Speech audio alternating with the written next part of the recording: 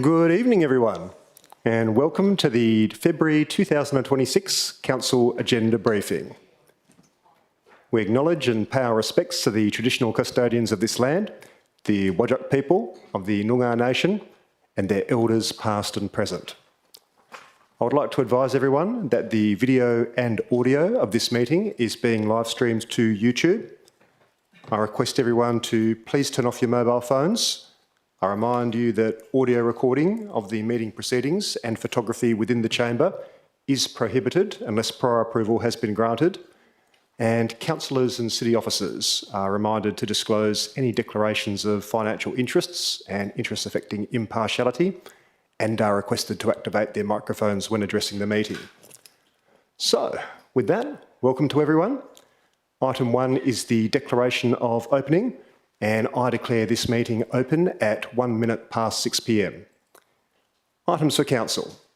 Agenda items 2, 3, 6, 7, 8.1, 8.2, 9, 11, 13 and 14 will be dealt with at the ordinary council meeting to be held on 24 February 2026. That brings us to item 4, which is apologies. I haven't received any apologies for this evening. Item 4.2 is approved leaves of absence, and Councillor Stephen Russell has an approved leave of absence for the period of 1 February 2026 to 22 February 2026 inclusive. Declarations of interest, item 5. There's a few here, so you're going to have to bear with me. Mayor Greg Milner, that's me. I've declared an impartiality interest in item 10.1.1 as my wife and I have previously been gifted tickets to see a show at the Old Mill Theatre Inc. The total value of the tickets was below the $300 threshold for a financial interest. Councillor Kathy Lees has declared an impartiality interest in item 10.1.1 as I have met with Old Mill Theatre board members and attended shows at the theatre on a number of occasions. As a consequence, there may be a perception that my impartiality on the matter may be affected. I declare that I will consider this matter on its merits and vote accordingly. Councillor Jacqueline Raison has declared an impartiality interest in item 10.1.1 as during last year's election campaign, I met with board members of the Old Mill Theatre at their invitation and discussed a number of matters, including the lease that is the subject of this agenda item. More than 5 years ago, Old Mill Theatre board member Roger Farley and I served on a board together, and I was the chair of that board. Since then, we've only seen one another in passing in or around South Perth. Notwithstanding these matters, I will consider this agenda item impartially in accordance with my duties as a councillor. Councillor Kathy Lees has declared an impartiality interest in item 10.1.2 as I know people who are members of the Friends of Collier Reserve, and I am a client of a clinic that leases space in the adjacent pavilion at the reserve. As a consequence, there may be a perception that my impartiality on the matter may be affected. I declare that I will consider this matter on its merits and vote accordingly. Councillor Hayley Prendeville has declared an impartiality interest in item 10.1.2 as my son has previously been involved in the South Perth Junior Cricket Club at this reserve. Councillor Jacqueline Raison has declared an impartiality interest in item 10.1.2 as in my capacity as a councillor, I've been contacted by and met with various members of the community in relation to Collier Reserve. I do not know any of these community members personally and will consider this agenda item impartially in accordance with my duties as a councillor. Mayor Greg Milner, me again, I've declared an impartiality interest in item 10.3.1 as I know a number of the members of the Royal Perth Golf Club. Councillor Kathy Lees has declared an impartiality interest in item 10.3.1 as I have friends who are members of the Royal Perth Golf Club. Consequently, there may be a perception that my impartiality on the matter may be affected. I declare I will consider this matter on its merits and vote accordingly. Councillor Jacqueline Raison has declared an impartiality interest in item 10.3.1 as in my capacity as a councillor for Mill Point Ward, I have been contacted by and met with various members of the community in relation to the Royal Perth Golf Course. Recently, at the invitation of the Royal Perth Golf Club, I attended a tour of the golf course. I also attend private events at the club from time to time at the invitation of community groups such as Sir Optimus International. Notwithstanding these matters, I will consider this agenda item impartially in accordance with my duties as a councillor. Mayor Greg Milner, I've declared a financial and proximity interest in item 10.3.2 as the proposed closure of the South Perth Esplanade Car Park, SPE11, could potentially affect the financial and business interests of persons who contributed to my election campaign in 2023. Councillor Jacqueline Raison has declared an impartiality interest in item 10.3.2 as, in my capacity as a councillor for Mill Point Ward, I've been contacted by and met with various members of the community in relation to issues connected with the foreshore around Men's Street. I also have acquaintances who live in apartments near South Perth Esplanade Car Park number 11. Notwithstanding these matters, I will consider this agenda item impartially in accordance with my duties as a councillor. Councillor Kathy Lees has declared an impartiality interest in item 10.3.3 as I am a co-founder of the South Perth Tree Canopy Advocates and a co-founder and committee member of the WA Tree Canopy Advocates. Through this work, I know the landowner's arborist, and the landowner has also contacted me to discuss the requested tree removal. As a consequence, there may be a perception that my impartiality on the matter may be affected. I declare I will consider this matter on its merits and vote accordingly.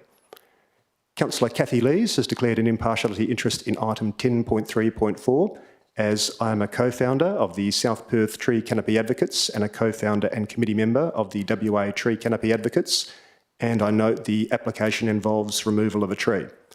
As a consequence, there may be a perception that my impartiality on the matter may be affected.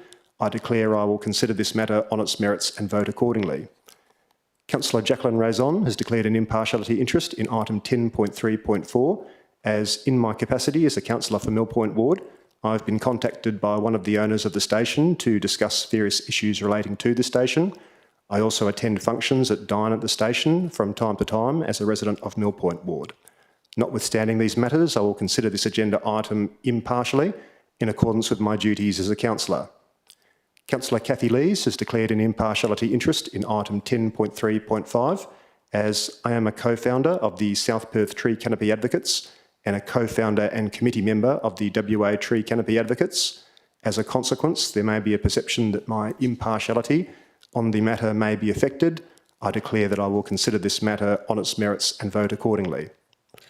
Mayor Greg Milner, I've declared an impartiality interest in item 10.4.1 as I know a number of the members of the Royal Perth Golf Club. Councillor Kathy Lees has declared an impartiality interest in item 10.4.1 as I am a co-founder of the South Perth Tree Canopy Advocates and a co-founder and committee member of the WA Tree Canopy Advocates. I also have friends who are members of the Royal Perth Golf Club. Consequently, there may be a perception that my impartiality on the matter may be affected. I declare that I will consider this matter on its merits and vote accordingly. Councillor Jacqueline Raison has declared an impartiality interest in item 10.4.1 as, in my capacity as a councillor for Mill Point Ward, I have been contacted by and met with various members of the community in relation to the Royal Perth Golf Course. Recently, at the invitation of the Royal Perth Golf Club, I attended a tour of the golf course. I also attend private events at the club from time to time at the invitation of community groups such as Sir Optimus International. Notwithstanding these matters, I will consider this agenda item impartially in accordance with my duties as a councillor. Mayor Greg Milner, I've declared an impartiality interest in item 12.1 as Councillor Howling's motion specifically names me and seeks to increase my reporting requirements. Councillor Kathy Lees has declared an impartiality interest in item 10.4.6 as I'm a co-founder of the South Perth Tree Canopy Advocates and a co-founder and committee member of the WA Tree Canopy Advocates. As a consequence, there may be a perception that my impartiality on the matter may be affected. I declare that I will consider this matter on its merits and vote accordingly. And Councillor Jacqueline Raison has declared an impartiality interest in item 12.2 as, in my capacity as a councillor for Mill Point Ward, I've been contacted by and met with various members of the community in relation to various matters that concern the South Perth foreshore. I also live in Mill Point Ward and enjoy and attend various events at the South Perth foreshore. Councillors, does anyone else have any other interests that they wish to declare? Councillor Prendeville. Thank you, Mr Mayor. Apologies. Just on the 10.4.1 Royal Perth Golf Club, I do know someone who is a member of that golf club. Okay, thank you. Governance, have we got that? All right, great. And I might just flag that I might seek some advice from the City Administration offline as to whether or not I've got an interest in item 12.2. So I'll just tread carefully for the time being because we only got the agenda on Thursday and it's a big one. But I'll flag that now just in case. All right, any other interest to declare, councillors? No, okay. Item 8 is presentations. Item 8.3 is deputations. This evening we have 14 speakers who will have up to 10 minutes in total to address council. Given the large number of deputations to be presented and to ensure a respectful and efficient meeting, those present who have requested to deputise on more than one item have been asked to limit their deputation to 10 minutes in total. I kindly ask that while everyone's insights and perspectives are of course welcome and valuable, please do keep your comments as concise as you can, to the point and respectful towards elected members and city officers. And please, if you're able to avoid any repetition of points made by other deputies, that would be great. This practice follows similar situations at previous meetings. So, with that, I'd like to begin by inviting Mr Roger Farley of South Perth, who is speaking for the officer recommendation at item 10.1.1. Welcome to you, Mr Farley. The microphone is yours, and we look forward to your deputation.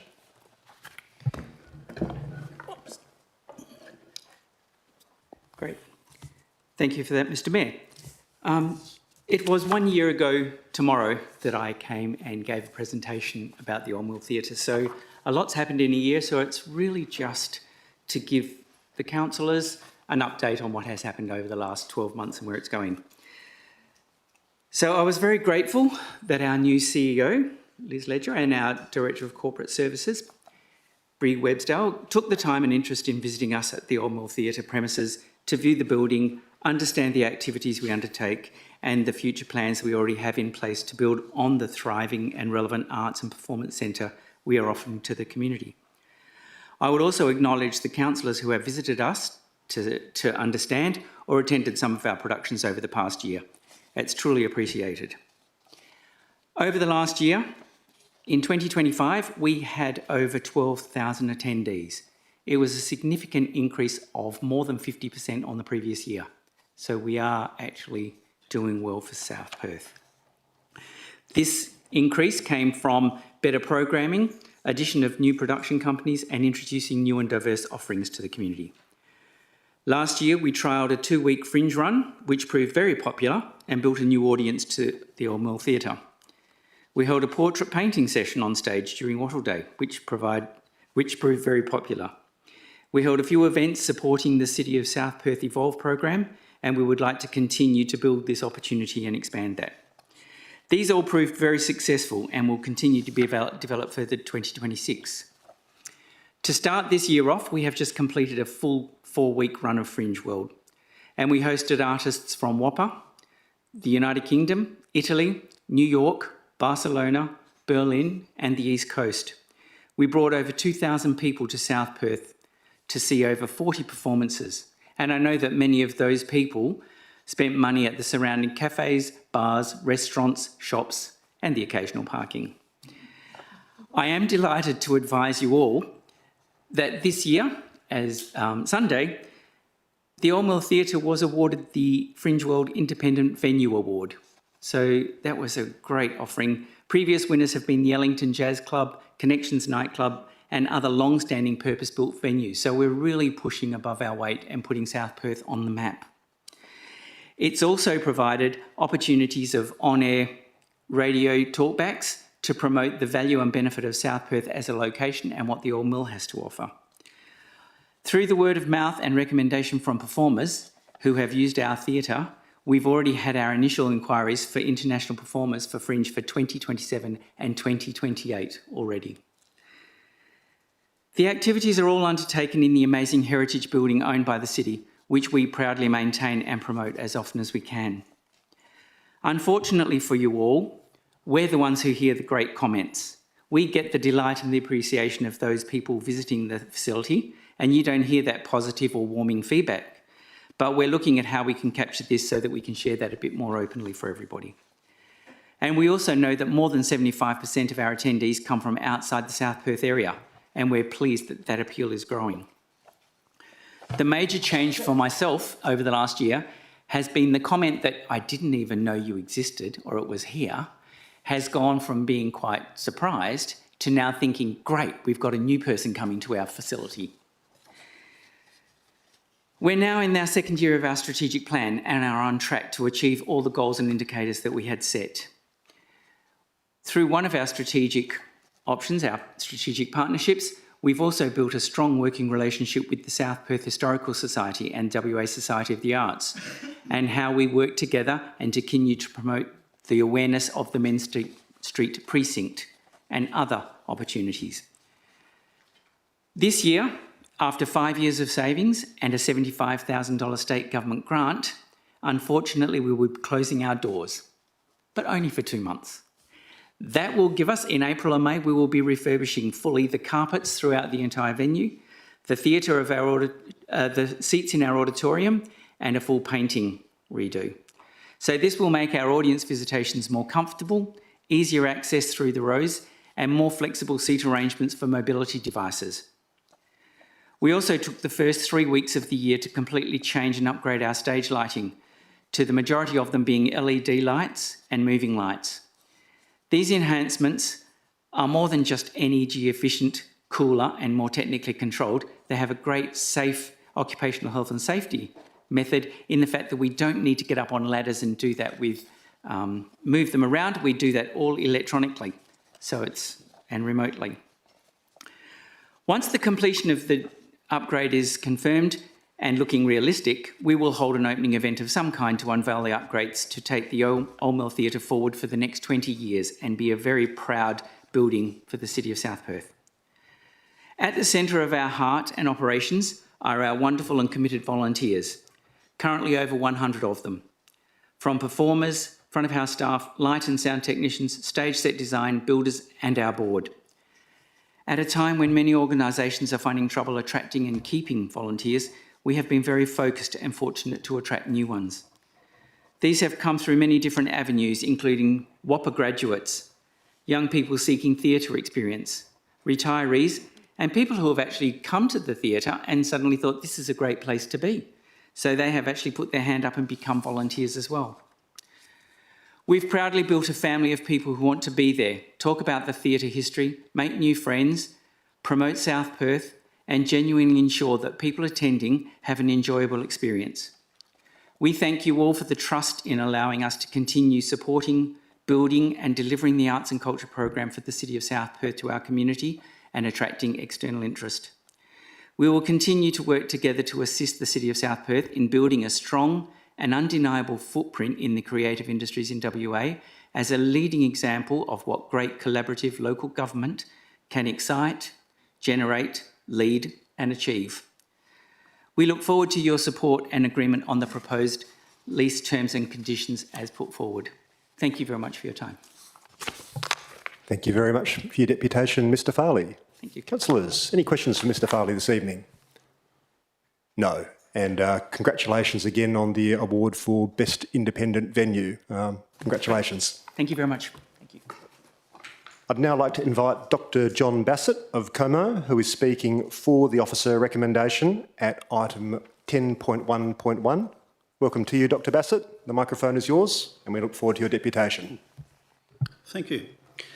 A large part of my working life has been in the entertainment sector, including 19 years on the technical crew at the Sydney Opera House. I now work in academia, in part running a minor in entertainment technology, developing students' ability to work in the theatre and associated fields. So I can speak with some conviction when I say that the companies like the Old Mill are the lifeblood of the industry. Nearly everyone in the field, performers, technical crew or front of house staff, will have honed their skills in places like the Old Mill. We may have gone on to the larger stages, but it's the small venues that helped us get there. I don't need to talk about how the Old Mill Company is definitely capable of continuing to run the venue. Mr. Farley has certainly addressed that. So I'll go on to talk about small theatres and how they're regularly closing in this city. I checked with my colleague, Dr. Melissa Merchant, who's Senior Lecturer in English and Theatre and a Technical Director, a Theatre Director, has advised that several companies have either closed or are on the point of closing within the city. So, for example, the Kwinana Theatre has been lost. The Black Yak Company is about to close after they lost their Thornley venue. Play Lovers lost their Floreat venue, and the Harbour Theatre is also at risk. This makes the retention of the Old Mill as a working theatre even more important, not just to the South Perth area, but to the City of Perth as a whole. And so I trust that the renewal of the lease is unanimously supported. Thank you. Thank you, Dr. Bassett. Councillors, any questions for Dr. Bassett this evening? No, thank you. I'd now like to invite Ms Kay Poe of Como, who is speaking for the officer recommendations at items 10.1.2 and 10.4.6. Welcome to you, Ms Poe. The microphone is yours, and we look forward to your deputation. Thank you.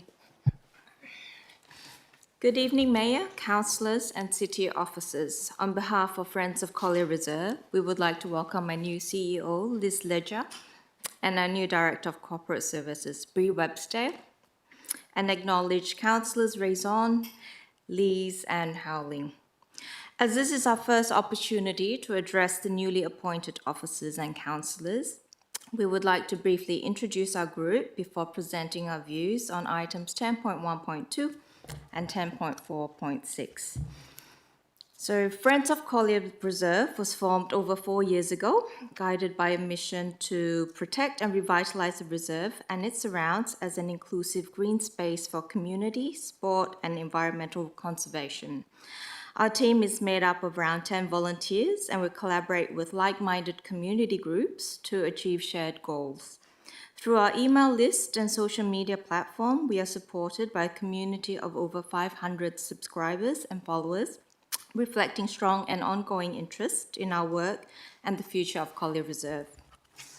As Council may recall, we made a deputation in July last year to express our support for the Urban Greening Strategy, UGS, recognising it as a framework for achieving the community's aspiration of a greener and healthier City of South Perth. 6 months on, we are pleased to see the city taking tangible steps forward with the proposed establishment of the Urban Greening Advisory. We have had the pleasure of meeting many members of the community who are not only passionate about the environment, but also dedicated, creative, and knowledgeable in this area. Equally, we have observed elected members consistently demonstrate their commitment by advocating for and voting in support of initiatives that promote urban greening. We believe this partnership between the community and elected members will help foster local stewardship and collaboration, and we fully support it. In addition to the Urban Greening Advisory, we are very pleased to see and support the proposed change room upgrades at Collier Reserve. Upgrades like these are particularly important given the shortage of active sports spaces in the district. The city has indicated that all active ovals are at capacity during peak times, and it currently cannot accommodate all requests from sports clubs. Demand for active spaces is expected to increase, yet despite the city's efforts to explore new options, as seen in the Elm Street Sports Spaces investigation, creating new ovals remains challenging and cost prohibitive. Earthworks alone were estimated at over $20 million, excluding essential supporting infrastructure, and the city ultimately recommended against proceeding with the development. Given these realities, it is not only essential for the city to retain all existing active spaces, but also vital to improve and optimize them as shared inclusive spaces so they can better meet community needs, respond to future demand, and remain welcoming to all. Collier Reserve is home to a wide variety of sports clubs and community groups serving people of all ages, genders, cultures, and abilities. Many children use the space for sport, including students from Wesley College for soccer training, girls from Paris College who play inter-school soccer, and junior players from the South Perth Junior Cricket Club, Amiola Soccer Academy, and South Perth United Soccer Club. The reserve also supports culturally diverse groups, including Taranaki Knights Rugby League Perth, representing Maori and Taranaki cultural roots, and Dragon United Football Club, a Bhutanese soccer club. Quite often, you'll see food trucks serving Bhutanese food at their sports events, which brings a vibrant atmosphere to the Oval and is always lovely to see. Given the diversity of the users, the benefits of a purpose-built, fully accessible change room facility are far-reaching. It will enhance safety, privacy, and accessibility for all users, while supporting inclusive participation, encouraging growth in sport, and strengthening the community connections that make Collier Reserve such a valued shared space. Further to this, we encourage the city to take this opportunity to plan Collier Reserve's long-term future in line with the UGS. We have consistently advocated for enhancements to improve comfort and biodiversity, which is strongly supported by community feedback through the UGS. While we have applied for funding through the city's urban greening program to help deliver these outcomes, we have yet to hear a clear commitment to implement them.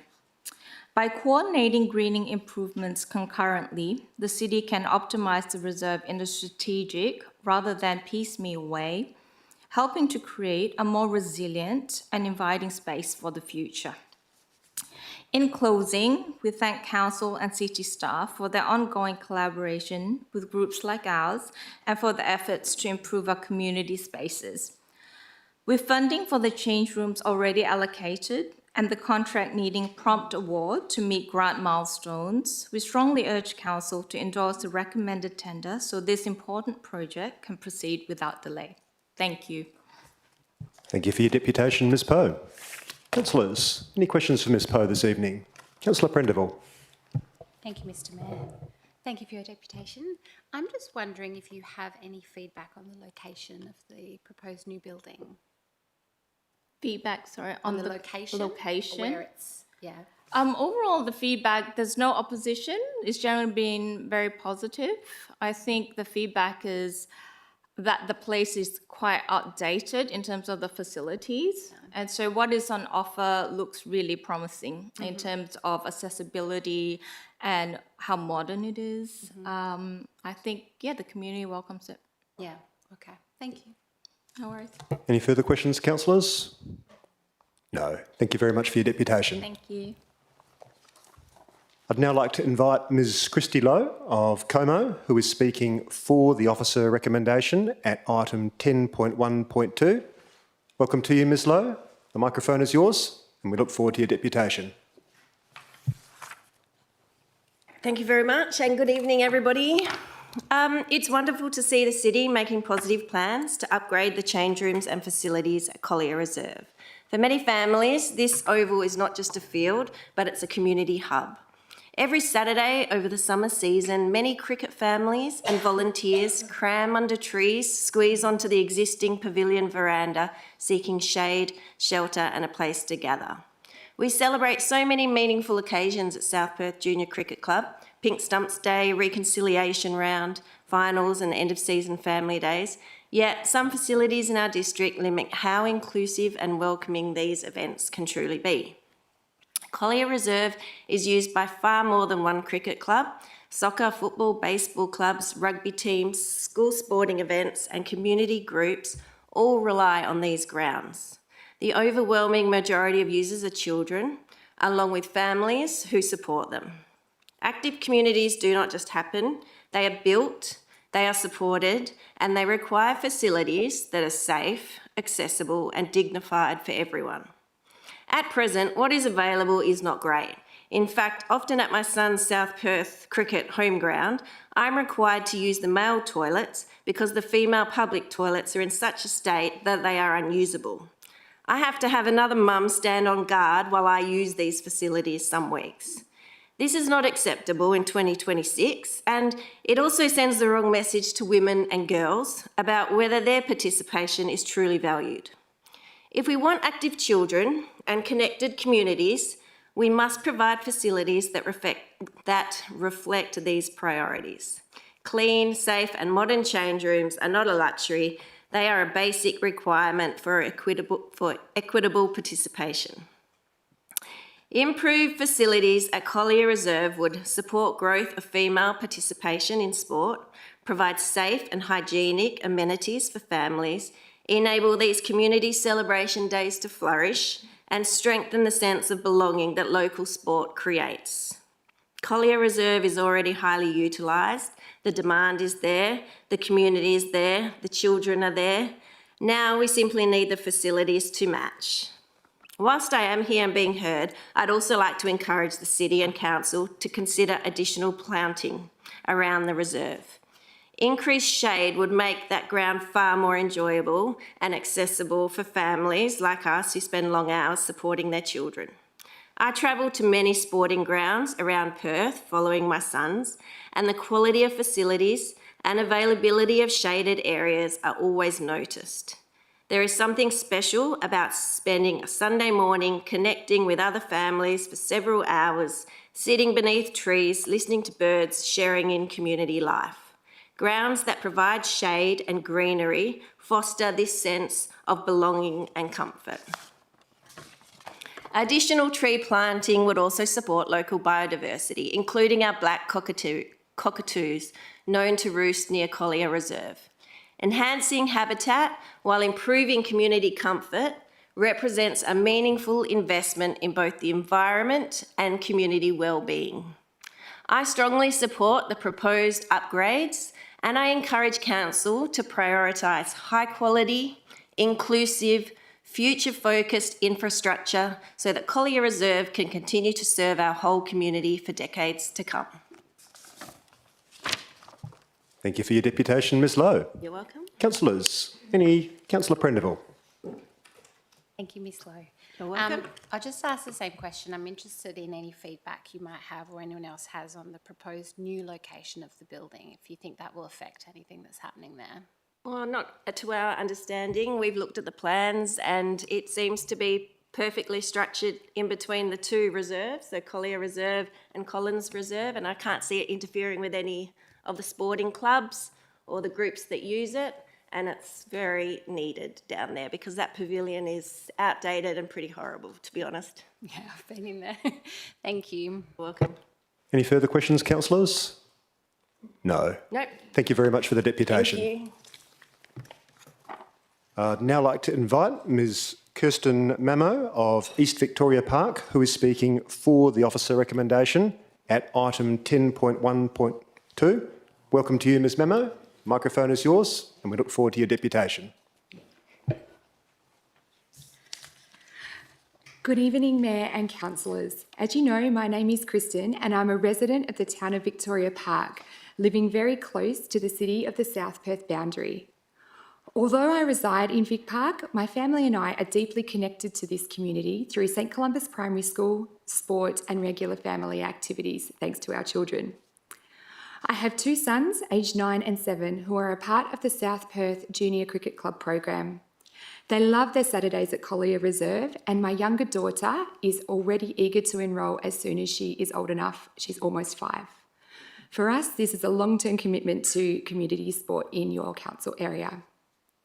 We use Collier Reserve not only for cricket, but also for regular playdates and as open walking space before and after our Watkins swimming lessons at Penrose College. For us, it is a valuable green public open space, somewhere that our children can run freely, other families can gather with us, and the broader community can connect. For us, in a growing urban environment, spaces like this are vital for well-being, recreation, social connection, and most importantly, relaxation. I am also mindful that the reserve supports multiple user groups, including various soccer clubs, schools, and other sporting organisations.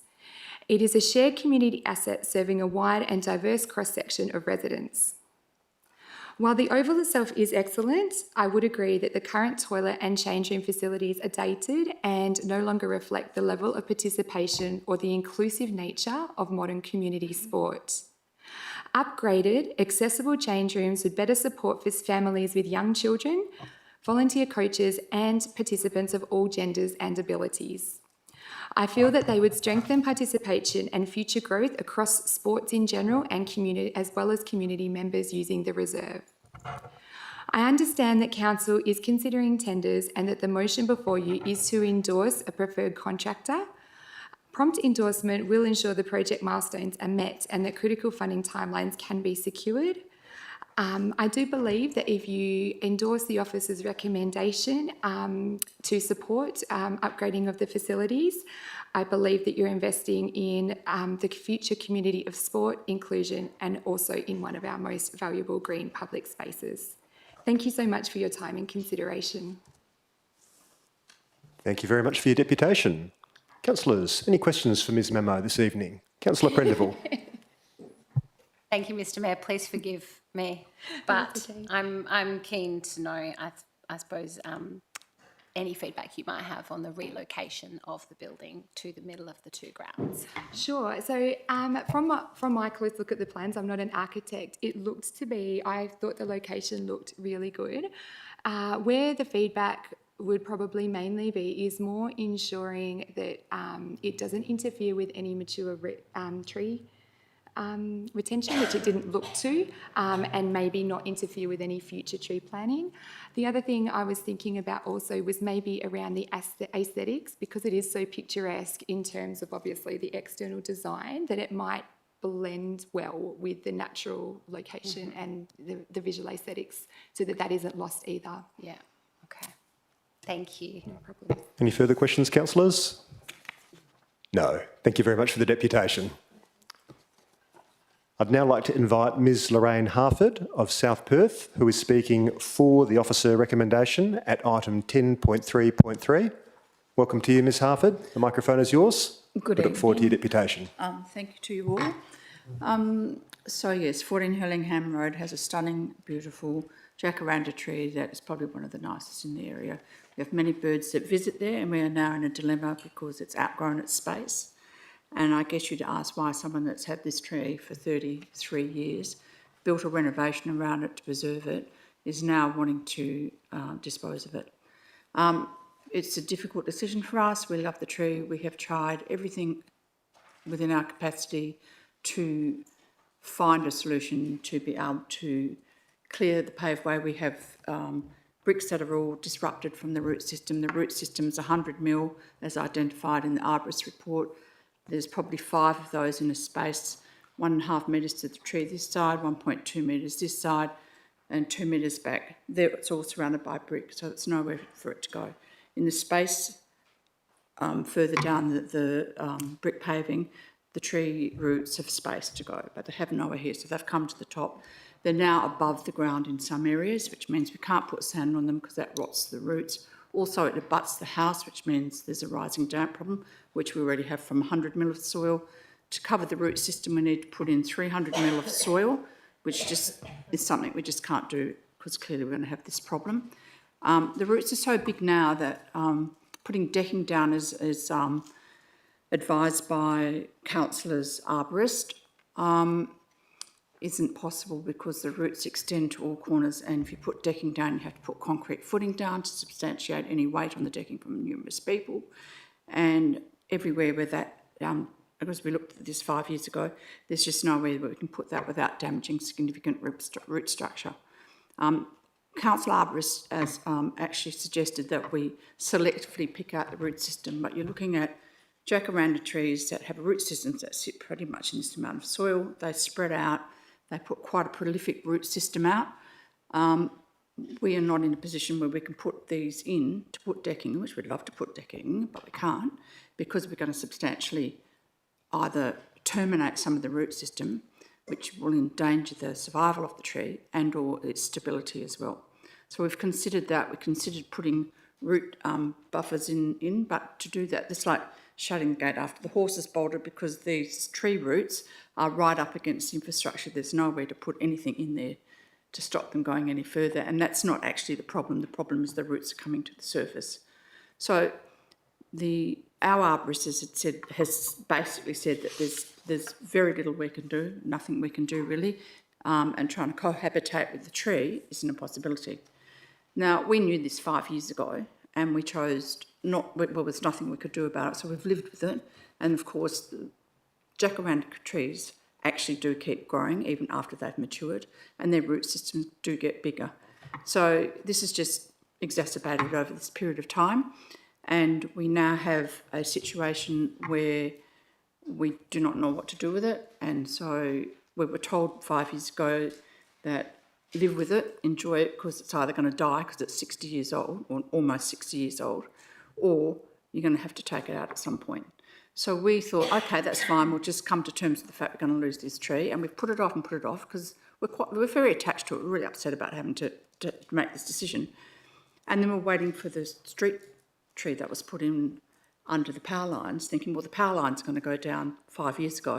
And of course they didn't, so the tree sort of got cut and cut and cut. So this canopy that we thought we'd have to replace the one we're losing isn't quite how we wanted it. But in the meantime, knowing that the tree was probably going to have to come out because of the limited space, we put in 11 little gem magnolias, of which 8 of them now are 6 metres high with a 1.5 diameter radius, probably as big as they're going to get, but that is more than the canopy we're losing in the jacaranda. Not as beautiful as the jacaranda, of course, but it does help make up for some of that canopy loss. So our dilemma is that we had an independent arborist who has been to site and made his evaluation based on what he saw at site.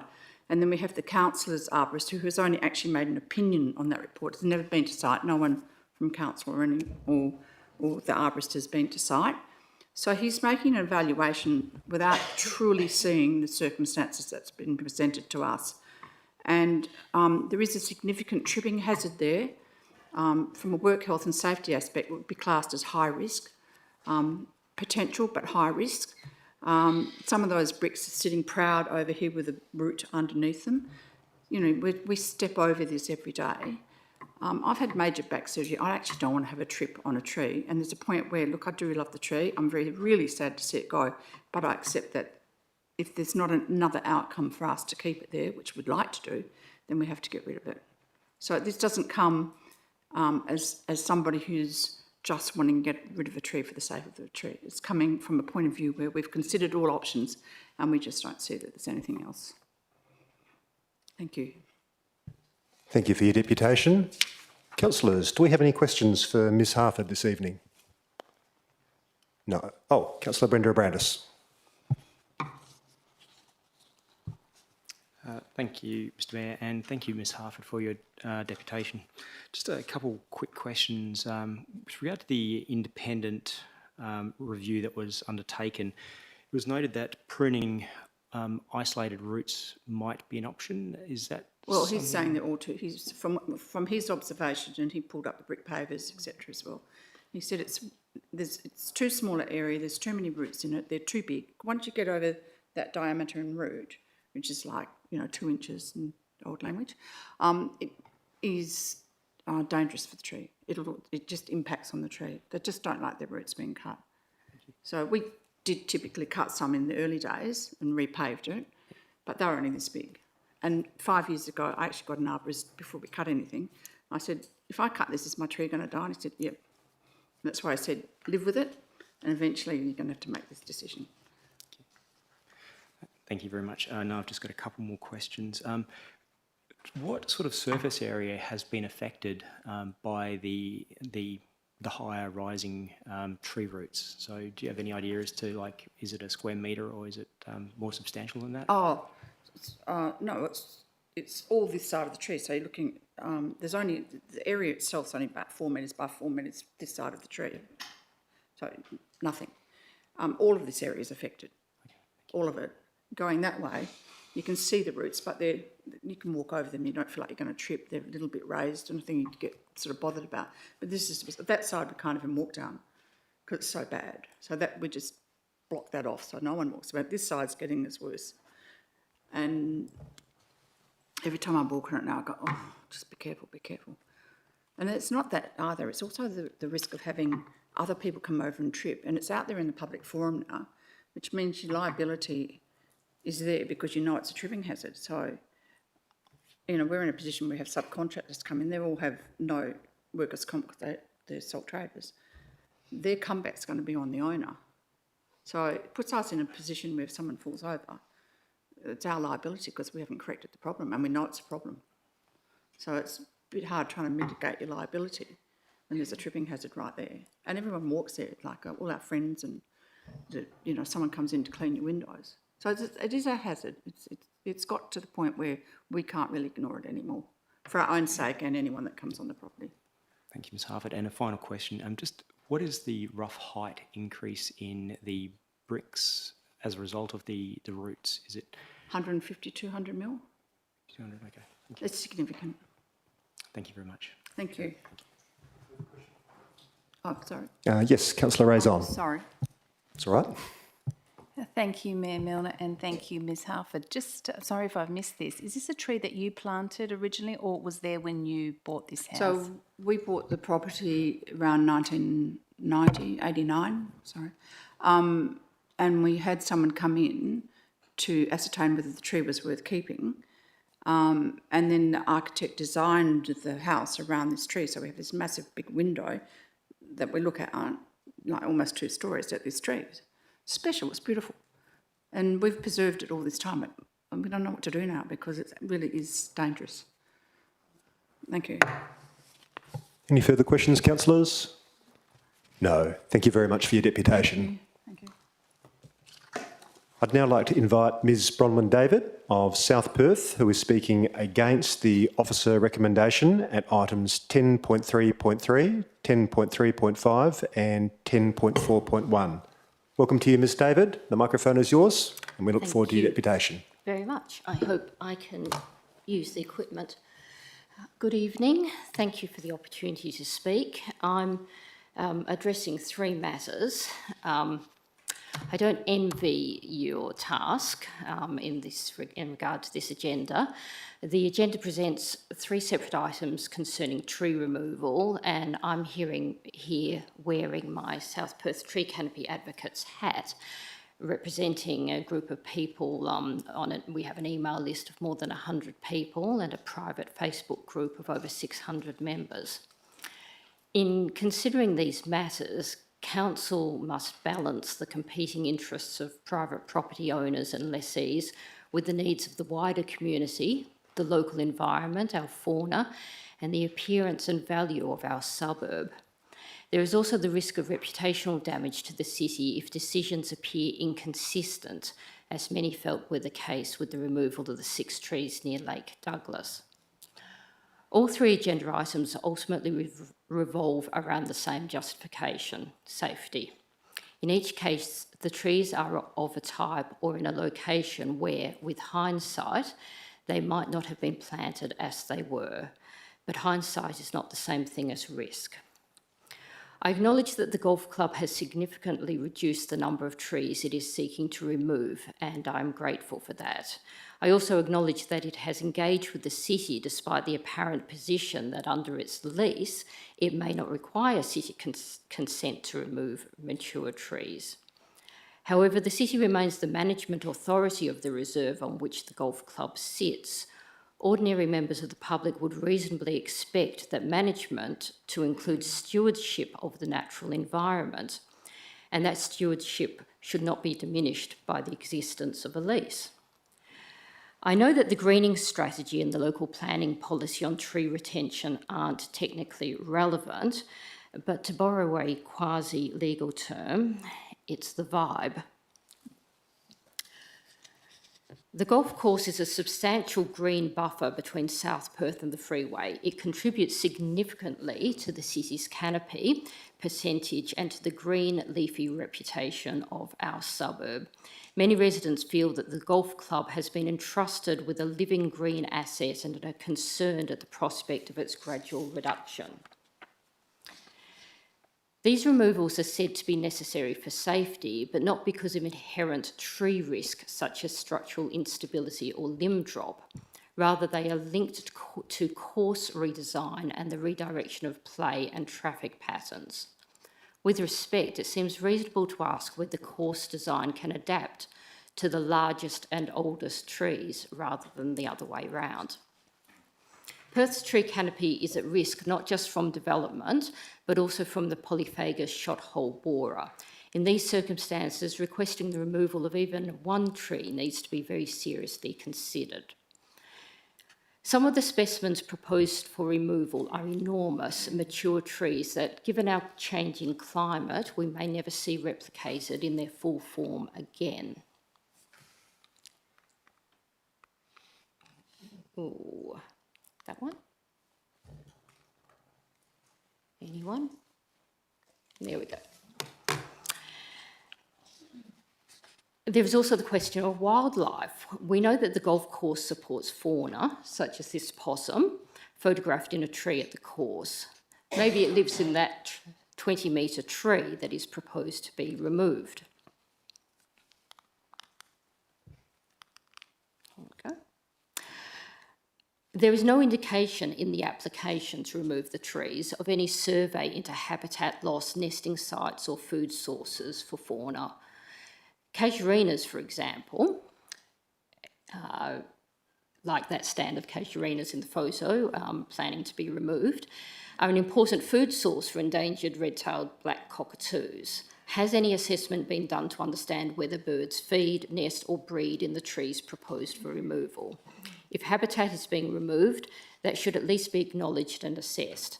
And last time I checked, removal of trees important to the endangered cockatoos required ministerial approval. Turning to the two private property applications, both also rely on safety as a justification. Now, what have I done? Nope. These are effectively the first real tests of Local Planning Policy 3.2, tree retention, introduced last year. As early examples, they will set the tone for how seriously the policy is applied. It is essential that Council hold the line. The policy requires a careful weighing of individual inconvenience or hazard against the broader public benefit of tree retention, including canopy, cooling, biodiversity and property value protection. For that reason, I commend the recommendation to refuse the application at Hurlingham Road. I have sympathy for the occupants' concerns, but this is our new tree retention framework in action. When one weighs the decades it has taken for the tree to reach maturity against the cost and feasibility of alternatives, such as repaving or installing soft fall, it becomes clear that removal should be the last resort. Every decision here creates a precedent. How much paving disruption is too much? How much inconvenience outweighs canopy? The integrity of Local Planning Policy 3.2 depends on consistency.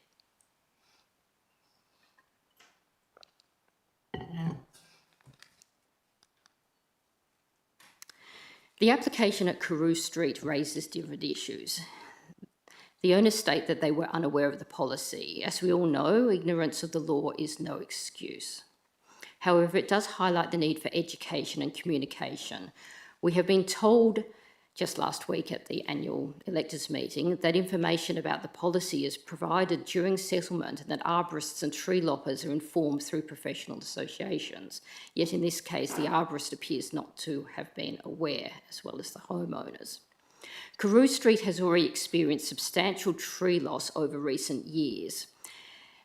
These are photos taken I borrowed the images from Street View from October 2016 and November 2021. What was once a well-treed section of the street has progressively lost canopy. There we go. That's taken from Intramaps in 2020, about 2020. It was just prior to the devastation that you saw in the previous photo. You can see that adjacent to number 20 Carew Street, was a very large property with a number of trees. Unfortunately, when that property was sold and subdivided, all of the trees were lost, including the street trees. I've circled in red the trees lost, and you'll note that there's no room on those subdivided blocks for large trees anymore. The subject tree was effectively the last significant mature tree in that immediate area. It provided not only shade to the applicant's property, you can see I've arrowed in red there the extent of the shade over their house, but meaningful canopy cover to neighbouring lots and the footpath and the street as well. The applicant asserts that removal was permitted under policy 3.2 on safety grounds and that the tree was a weed. The policy refers to public safety, so I'm not sure that's entirely relevant. As to whether it's a weed, I've consulted the Western Australian organism list, and that would have been interesting, maintained by the Department of Primary Industries and Regional Development, or DPIRD. A lemon-scented gum does not appear on that list as a declared weed. If the local planning policy refers to state or local weed registers, it may be helpful for the city to specify precisely what register is intended to avoid future ambiguity. Unfortunately, in this case, the horse has largely bolted, given the damage has already been done. In those circumstances, it is pragmatic to allow removal subject to replacement. However, the proposed replacement, a 2-metre tree, which I find out tonight is approximately the height of our mayor, 30 seconds remaining. is wholly inadequate. If matured canopy is lost, replacement should be meaningful, requiring an advanced specimen of significant size and vigour would better reflect the seriousness of removing established canopy and may deter unnecessary removals in future. And of course, the owners can take advantage of the state government's tree base. Council should also consider mandating species selection criteria, prioritising trees capable of generating substantial canopy. I'm so sorry, Ms David. Wildlife. That is time, and I do have to be fair to everyone. But councillors, any questions for Ms David about her deputation? No. Thank you very much for the deputation. Thank you. I'd now like to invite Mr Glenn Taylor of South Perth, who is speaking for the officer recommendation at item 10.3.4. Welcome to you, Mr Taylor. The microphone is yours, and we look forward to your deputation. Good evening, Mayor and councillors. Thank you for the opportunity to speak.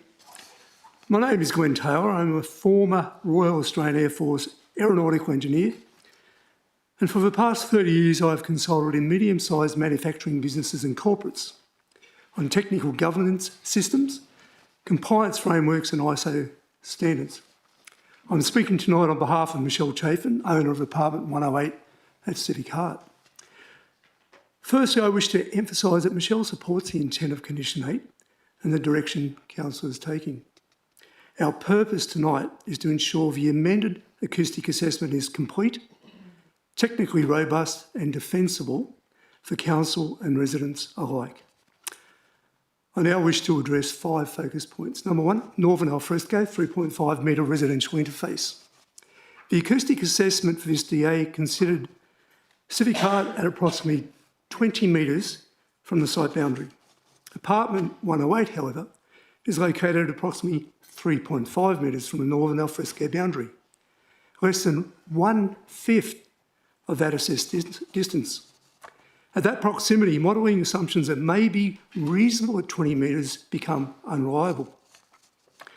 In addition, no ISO 140 or ISO 16283 field measurements were undertaken at the critical receiver, that is, at Michelle's facade, to verify whether the building fabric and short-range propagation are delivering compliant internal levels. While the agenda refers to the structure as a patio and landscaping element, which was the case when Michelle purchased the apartment, this space then became an active outdoor dining and entertainment space, as shown in the diagram on the last page of a document provided to councillors. Operational conditions have included amplified music, measured at 90 dBA, windows closed, 6 a.m. to midnight, large groups of intoxicated patrons, sometimes lingering long after the venue has closed, and even promoted as a space for families so children can expend energy. The amended acoustic assessment must therefore model full patron occupancy, amplified music and projected voice, representative peak trading conditions and cumulative patron noise under realistic peak operating conditions. At a 3.5 metre interface, precision is critical. Focus point number 2, enclosure construction and acoustic containment. The northern alfresco is not constructed in the same manner as the remainder of the venue. It comprises a brick wall base of approximately 1 metre, glass walls installed above that brick wall, and a polycarbonate roof, materially different from the corrugated metal roofing used elsewhere on the venue. Now, while glazing and framing were added in October-November 2025, the roof material remains polycarbonate, a much lesser acoustic barrier than corrugated iron. If enclosure is relied upon as mitigation under Condition 8, the modelling must reflect the actual transmission characteristics of those materials. Containment should not be assumed, it should be demonstrated. Focus point number 3, mechanical plant, refrigeration and structure-borne impacts. Air conditioning and refrigeration plant servicing the station and the storage room for kegs are located within basement level 1, directly below apartment 108. The refrigeration system operates continuously, including overnight. Apartment 108 has experienced persistent low-frequency hum and vibration consistent with tonal mechanical plant operation, particularly during nighttime hours. Kegs are delivered weekly with heavy thuds, transmitting through the structure into the apartment. Now, these are not purely airborne issues. Low frequency and structure-borne noise can be underrepresented in generalised environmental modelling. The new acoustic assessment should therefore include 1, full operational plant loading, including refrigeration cycling, tonal analysis consistent with Regulation 9 of the Environmental Protection Noise 1997, evaluation of low-frequency components, assessment of potential structure-borne transmission pathways, and confirmation of compliance at the facade of apartment 108 during nighttime conditions. These matters require technical clarity, not assumption. Focus point number 4, relationship to the 2022 licensing-based assessment. The November 2022 acoustic assessment prepared for liquor licensing was based upon a plan that showed on the northern side, that is, next to Michelle's apartment, a patio and landscaping design, not a full operational dining and function area. It therefore relied on assumptions of ambient music only in alfresco areas and containment of internal noise within the structure. Condition 8 now requires modelling of amplified music, quiz nights and worst case operating scenarios. A new acoustic report must not rely on the scope limitations or operational assumptions of the 2022 licensing-based assessment. The evidentiary basis must reflect the development as constructed and operated, not as originally described in architect drawings. Lastly, focus point number 5, proper standards-based verification. Both the liquor licensing report and the later environmental report for the DA rely on 1, the Environmental Protection Noise Regulations 1997, AS 1055 Environmental Noise Measurement Procedures, and sound plan modelling using an ISO 9613-2 type far field propagation algorithm at nominal receiver distances. That approach predicts external levels. It does not constitute ISO 140 or ISO 16283 grade field verification of actual facade and floor/ceiling performance at a 3.5 metre interface, as contemplated by the NCC, that is the National Construction Code, acoustic framework. Where residential interfaces are separated by only 3.5 metres from an active entertainment space, desktop propagation modelling alone is insufficient.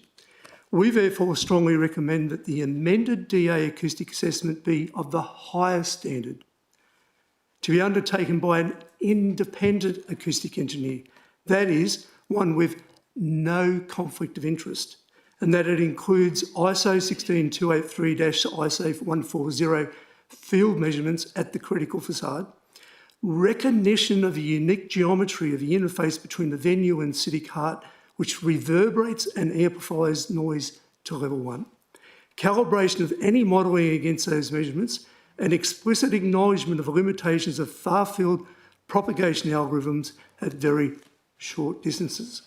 So in closing, this deputation does not oppose the application. It supports Council's requirement for a strengthened acoustic assessment undertaken to proper Australian standards, consistent with the direction advocated by the Australian Acoustical Society and the Australian Association of Acoustical Consultants through the Standards Australia and NCC framework.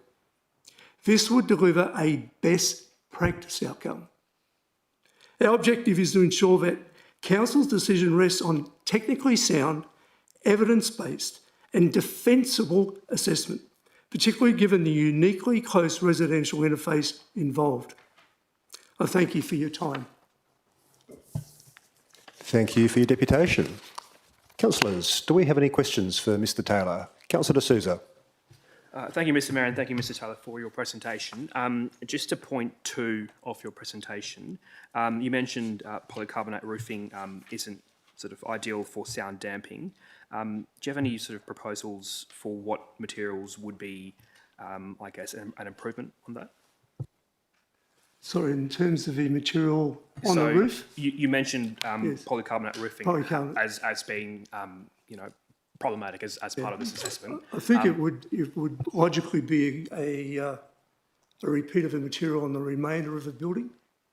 And so the polycarbonate is really good for just an outdoor garden type area, but it isn't really appropriate for an alfresco to be able to contain the noise within. So I think it's the same material as the remainder of the building, but of course, with some insulation between the corrugated iron and the venue itself. Any further questions? Councillor Raison. Mr Taylor, thank you for your deputation this evening on behalf of Ms Chafin. As councillors, we just received this report this evening when we arrived. What would be helpful to me is just to understand 3.5 metres doesn't sound like a very significant distance between the venue and Ms Chafin's apartment. It's about half a distance between you and I. Yes, thank you. Are you able just to simply talk through the time frame for me? So when the apartment was bought, what was there at the time, in simple terms, and then how it's expanded? Because I haven't had a chance to read this. When the apartment was born, if you look at the last page of that report, on the left-hand side it shows an area which had a brick wall up to 1 metre with plants along the top, and that was it.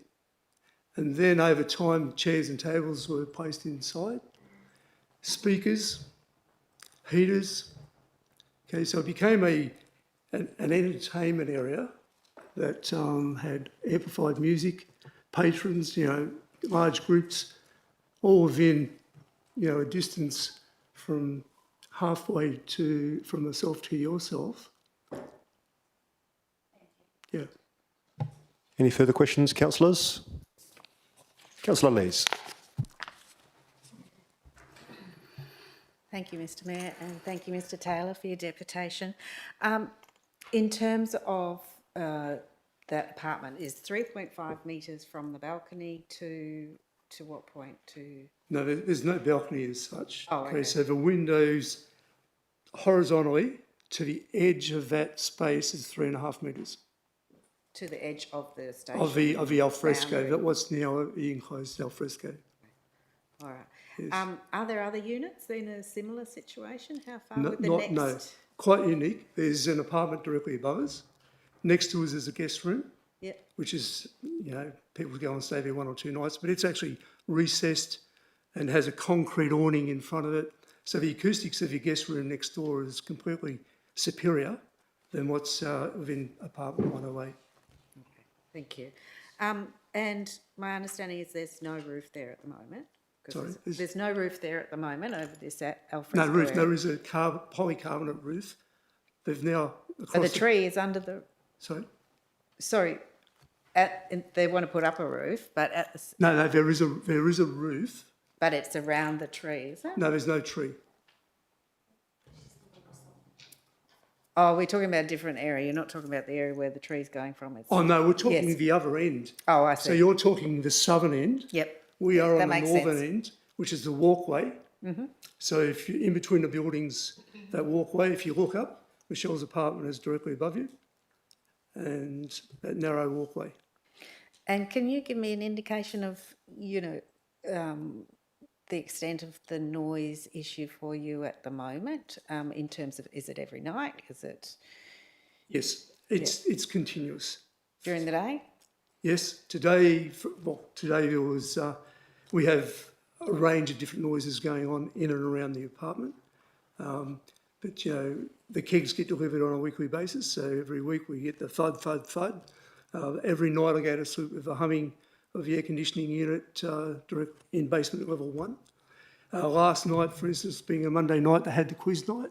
So whilst watching TV, we could hear the tone from the MC and the music over the TV. Thank you. That's it. Any further questions, councillors? No. Thank you for your again. deputation. I'd now like to invite Ms Joanne Ord of Como, who is speaking on the officer recommendations on item 10.1.2, 10.4.1 and 12.1. Welcome to you, Ms Ord. The microphone is yours, and we look forward to your deputation.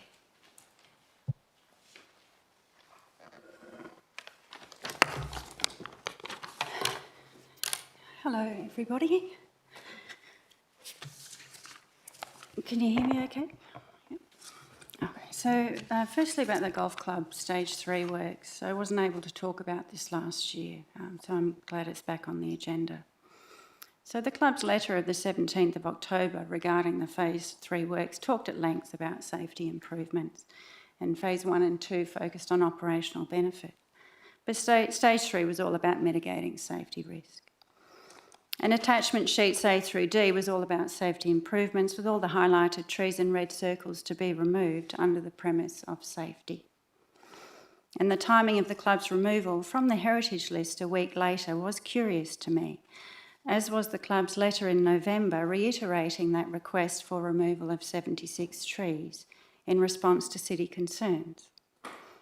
And the club continued to emphasise their strong alignment with the UGS key pillars, but also continued to state that removal of 76 trees for safety reasons was minimal. And it made me a little uncomfortable, I have to admit. It was almost a bit like reading a disingenuous sales pitch. Safety is a showstopper in any kind of business. Certainly in engineering and construction, legitimate risks are addressed in early sequencing, which in turn benefits your operational outcomes, not the other way around. The repeated safety risk assertion, it did really pique my interest, so I was pleased to hear some elected members query that in December. And then in January this year, a revised proposal outlined, quote, a minimum request of just 39 removals. And I noted the use of the word just, seeking to soften that request. And the club stressed this revised proposal was a proactive pivot and a compromise, and could not stretch to further compromise as they were, quote, essentially ignoring their duty of care. So presumably any apparent risk or liability has existed for quite some time, as an established tree does not pop up overnight. But in any event, I was very pleased to see that over 35 trees were no longer deemed a safety risk and will remain. But I do note that of the species still proposed to be removed, the casuarinas and some peppermints, both are documented food sources for the carnabees. The casuarinas provide seeds, whilst the peppermints provide invertebrates and grubs. The descriptor of non-endemic is often used to somehow make the removal seem less consequential, but we all have to remember that these birds, they've had to learn to forage on non-endemic and even exotic species just to survive, because we've often taken it away, their natural source. So whilst the almost 50% reduction in tree removals is a positive, can't be denied, along with increased planting, it is incumbent upon the golf club, as stewards of such a valuable piece of South Perth green space, to do their very best in terms of considerate design. Not just for their business and their members, but for the environment, including the wildlife that forage and live there, and for the city's community who care so deeply about that environment. Dare I say the club's first proposal was far from their best. So I'm hoping the city has made every effort to ensure this revised proposal is the very best the club can do. And I guess on a lighter topic, a bit about the mayoral report and the motion before us. So I've always operated on the premise that a short, purposeful meeting is a good meeting. And if you can sort things out without having a meeting at all, well, that's even better. I'm sure we all remember the good old days prior to November 24, which was the first mayoral report. Prior to that, the OCM would start, you get the intros and declarations out of the way and straight into public question time. And then people could just leave if they wanted to, because time is precious for everyone. The mayoral report in its current form often adds around 15 to 20 minutes to the OCM, and on one occasion I think it was around 25. And it's a little bit of an eye roller, the mayoral report. My comments are not about delivery style, but rather about report content and ways to create efficiency. The report detail is really high level, such as I had my weekly meeting with the CEO, had coffee with Councillor X, or attended such and such an event.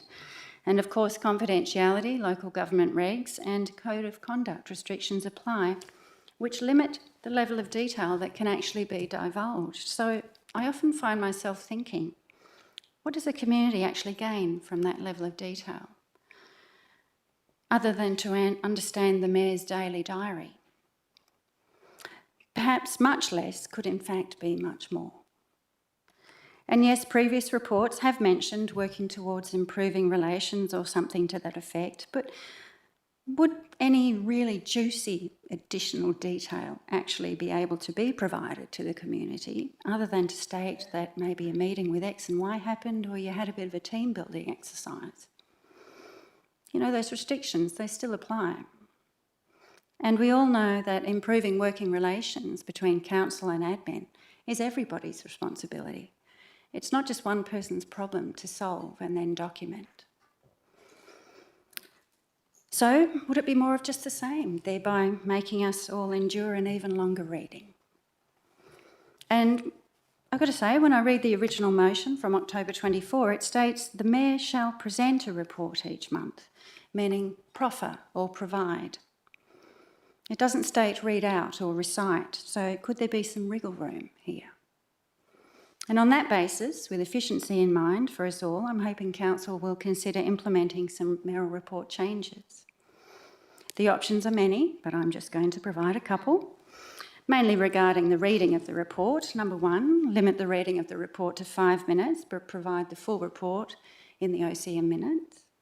Or number two, which I really like, just include the report in the minutes and do not read it out. Truly interested parties, they'll find it and they'll read it. Implementing efficiencies, it can be beneficial for everybody here, including the public. So I hope you'll consider some of that. And then lastly, just a few comments about the Collier RFT. So I have followed with interest the city's efforts to retain some of the federal funds from the RAF, promoting female participation in sport, via change room upgrades ultimately benefits everyone. So it can only be a good thing. And as a regular user of many of the city's reserves, I am very familiar with Collier and its existing facilities. So I was really pleased to see this tender released in November and to know the works are fully funded. The GA looks functional, veranda on 3 sides, etc., and I'm sure the teams will appreciate the smaller kiosk at the southern end, something they don't currently have. And the building location looks sensible for services tie-ins and is oriented well for solar movements. Universal access, toilets are close to the existing car park, so that's always a good consideration. And it's also relevant that site works are not impeded by Western Power's upcoming LV works when they occur in their vicinity. So the new building can also provide a temporary location for any challenger clubs should they need to relocate in any redevelopment works there. Various reserves across the district may in fact be needed. Contract award can occur pretty quickly post-tender acceptance, particularly with non-complex builds and with contractors that are already pre-qualled, and as I'm sure as is the case with the city's processes. So given the funding agreement between the city and the federal government is currently at commencement of works milestone, it makes sense to crack on. And with the works estimated to take around 6 months post-award, could Collier actually have a brand new facility by Q4 this year? And I think that's actually pretty exciting. So I hope Council supports the city's recommendation tonight. And as usual, thank you for your time.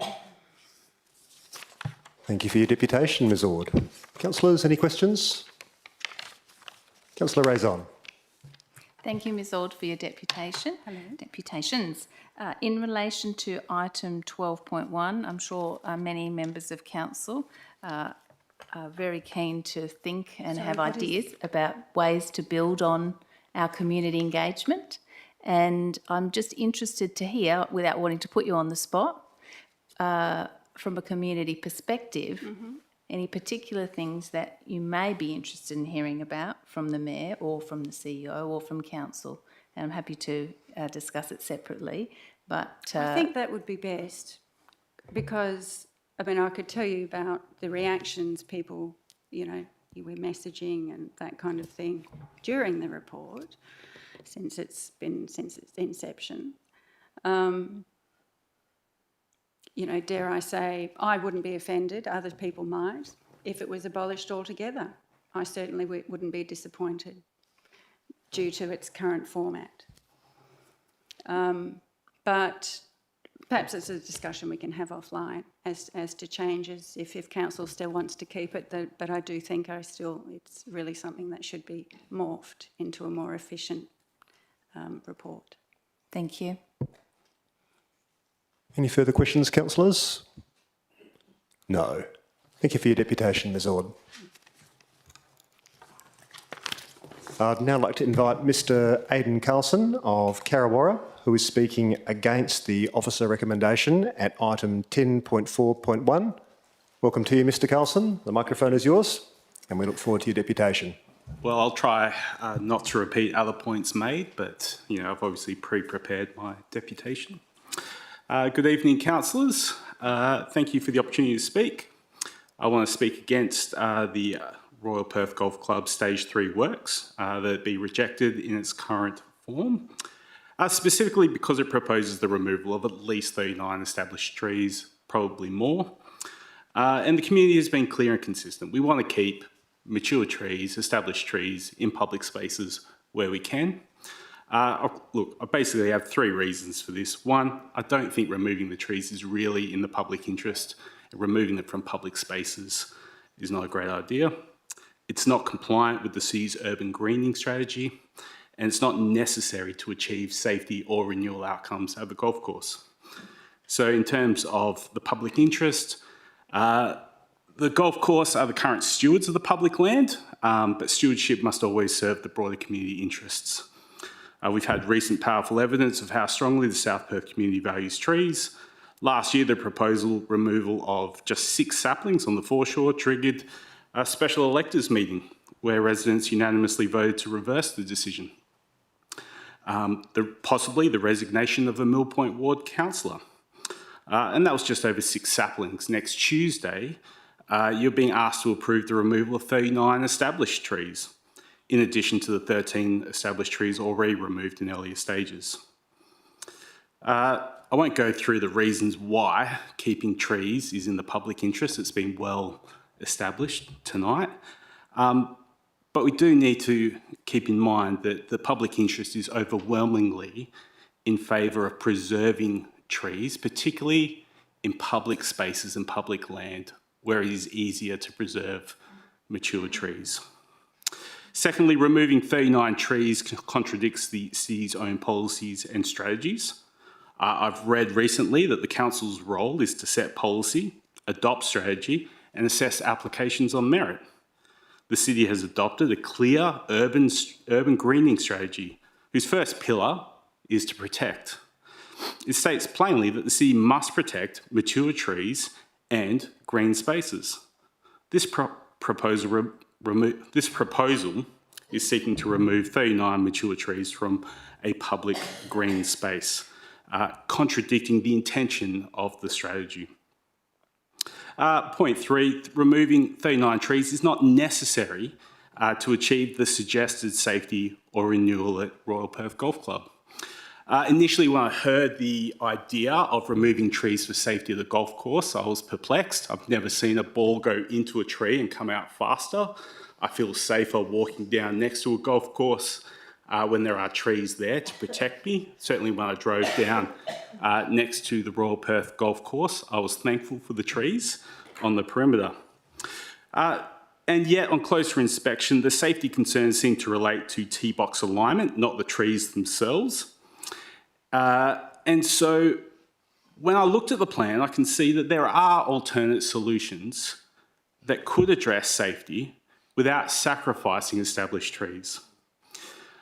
A simple solution could be netting at key danger points, adjusting the course par, so it's currently a par 72, it could be reduced to a par 70. Hole number 9 could be reduced from a par 5 to a par 3, reducing congestion where the greens are without needing to remove trees. Shortening the course overall, what reason does the golf course need to be an 18-hole golf course? There's certain other sports which have reduced their format over time, such as Test cricket going from 5 days to 3 hours. There's great enjoyment in the leisure activities that traditionally been long form becoming shorter formats over time. The master plan itself for the golf course recognises that 33 hectares is far smaller than the 75 to 85 hectares typical for modern 18-hole golf courses. So you can see that there are options there that demonstrate that tree removal is not the only pathway to safety or renewal for the golf course.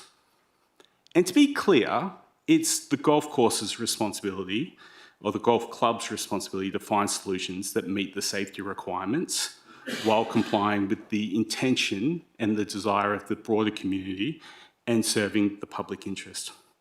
So, councillors, I urge you to vote against the proposal in its current form because it's not in the public interest, it's not compliant with the intention of the city's urban greening strategy, and it's not necessary to achieve the stated safety and renewal outcomes.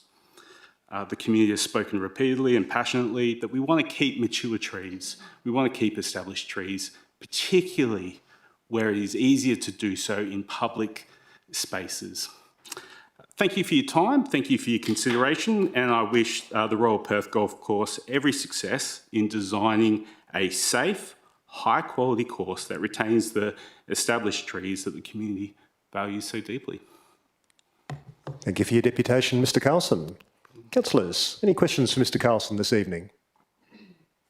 I think Councillor Raison was ahead just by a smidge there. Sorry, thank you for your deputation, Mr Carlson. I just couldn't quite catch that a reference that you had to the size of a course, whether it's within the normal parameters. Could you please save me going back over the recording and just repeating that? 33 hectares currently is the size of the course from the master plan.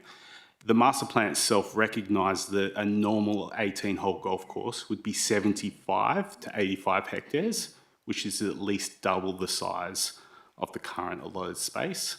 So it's more suitable for a 9-hole golf course in contemporary terms than a 18-hole golf course. Thank you, Mr Mayor. And Councillor Prendeville.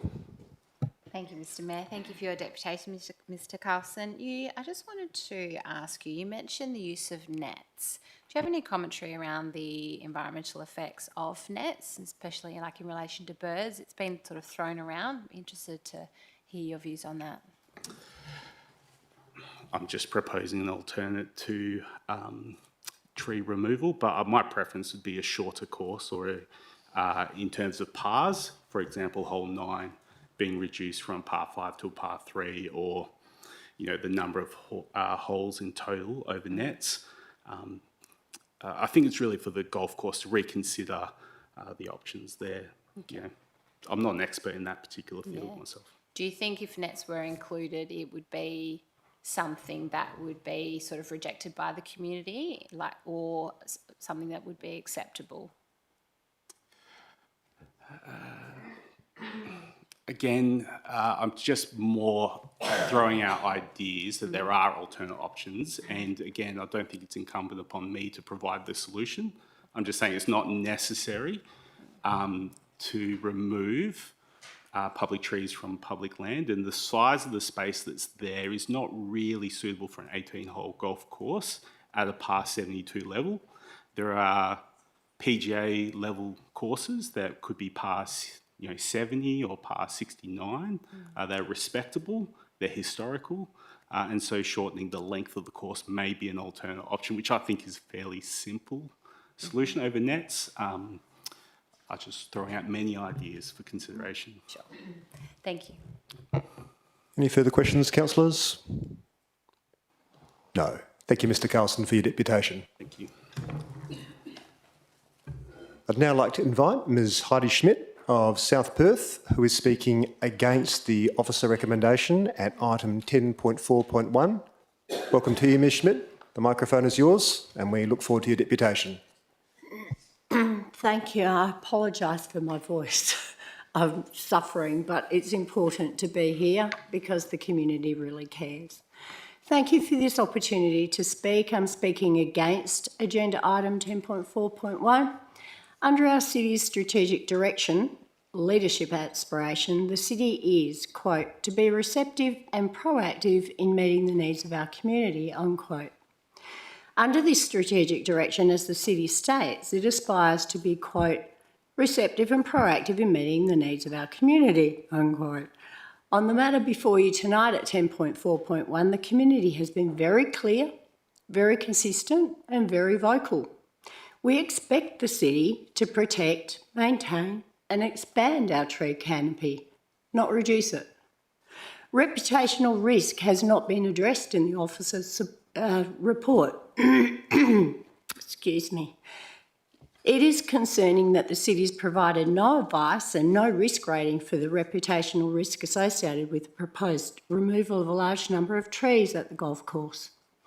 And the destruction of protected wildlife, such as possum, as we've seen, bobtail skinks, boobook owls that are known to live and forage there, and the negative impact on our beloved and endangered black cockatoos that are evidenced to currently inhabit and need those trees to forage.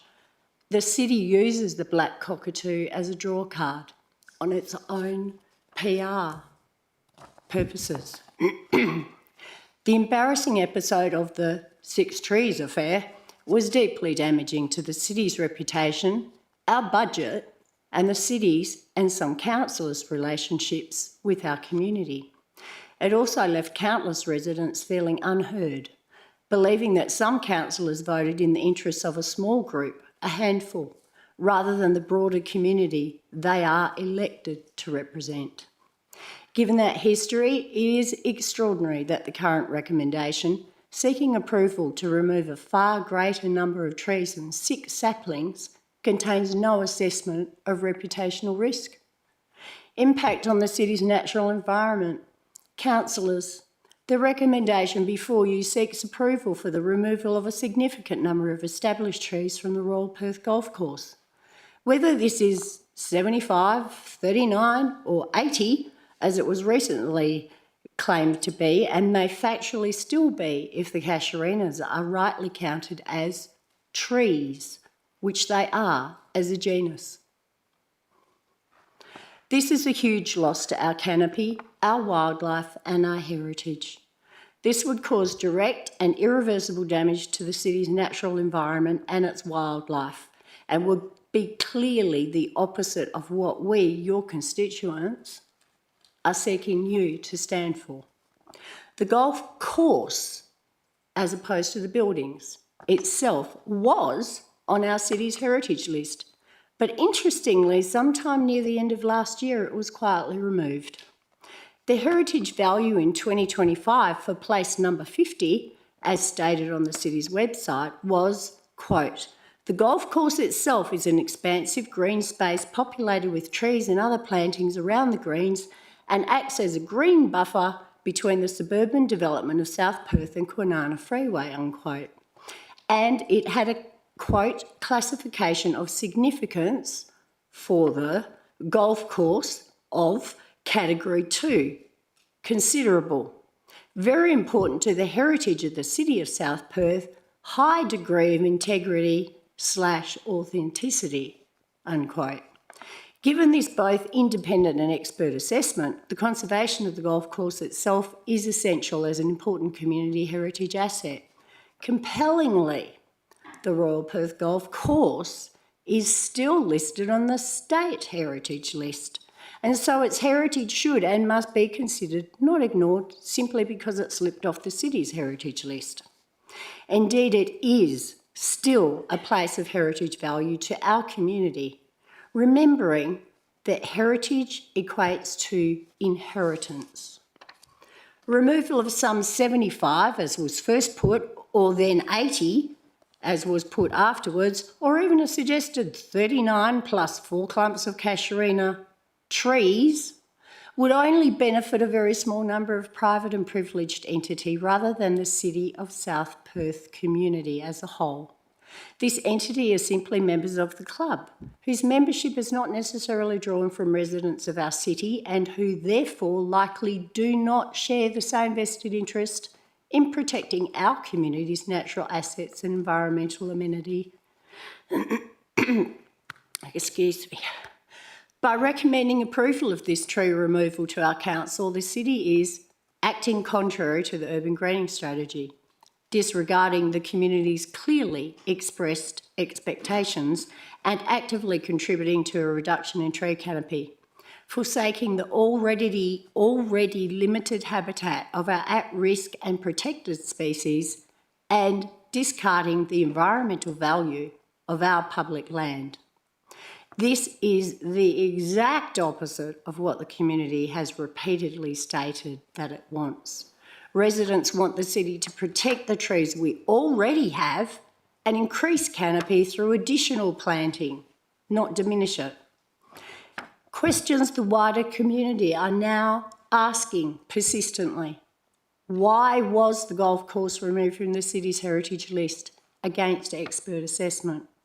Why is the city recommending that council approve damage to our natural environment contrary to the urban greening strategy and contrary to the community's continuously and clearly communicated needs by seeking to significantly reduce our tree canopy, our environment and our wildlife asset at the Royal Perth Golf Course? These are all entirely reasonable questions and they deserve very clear and very transparent answers. In closing, councillors, the clear message from your community is categorical and emphatic. We want and we need to keep these trees.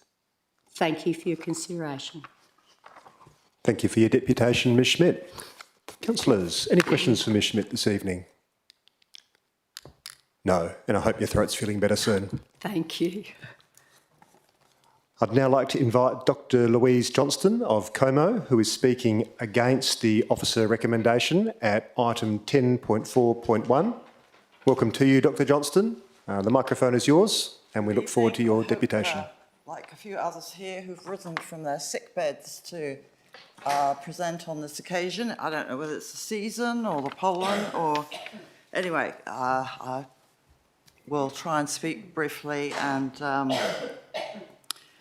talk to you about what has already been covered. I don't wish to repeat what we feel about what is happening at the golf course, but I would like to say that for 35 years I've driven down Labouchere Road in South Perth and never ceased to be astonished by the sheer loveliness of the environmental landscape that passes me by within the golf club precinct.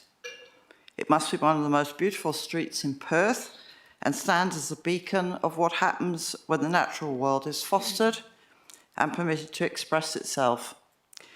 It cannot be denied that the natural world is a cyclical one, for those of you who have trees in their gardens, and that the golf club will inevitably face having to remove and rearrange some of its trees and foliage with the passage of time. But this should always be subject to professional guidelines and processes that come from experts in the field of environmental protection and the use of best tree management services available. This should not under any circumstances be for frivolous reasons such as pandering to the punters. So I raised for consideration whether we are pursuing our so-called commitment to the tree canopy with the integrity and the commitment that it is due. A couple of minor points.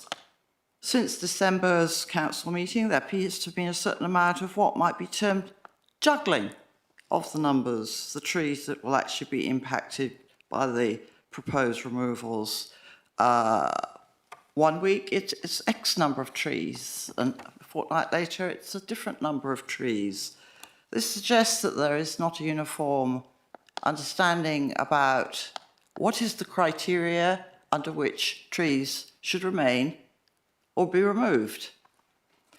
I gather the standing number is declared currently to be 39, with an additional 4 clumps of casuarina, a minor matter possibly for people who have little interest in trees, but the casuarina trees grow from a common root source, with each trunk representing a single tree. So as my illustrious colleagues have already mentioned, we're up around 70 trees. The second minor item is the 6 saplings that were removed in a rather undignified episode from our public land last year.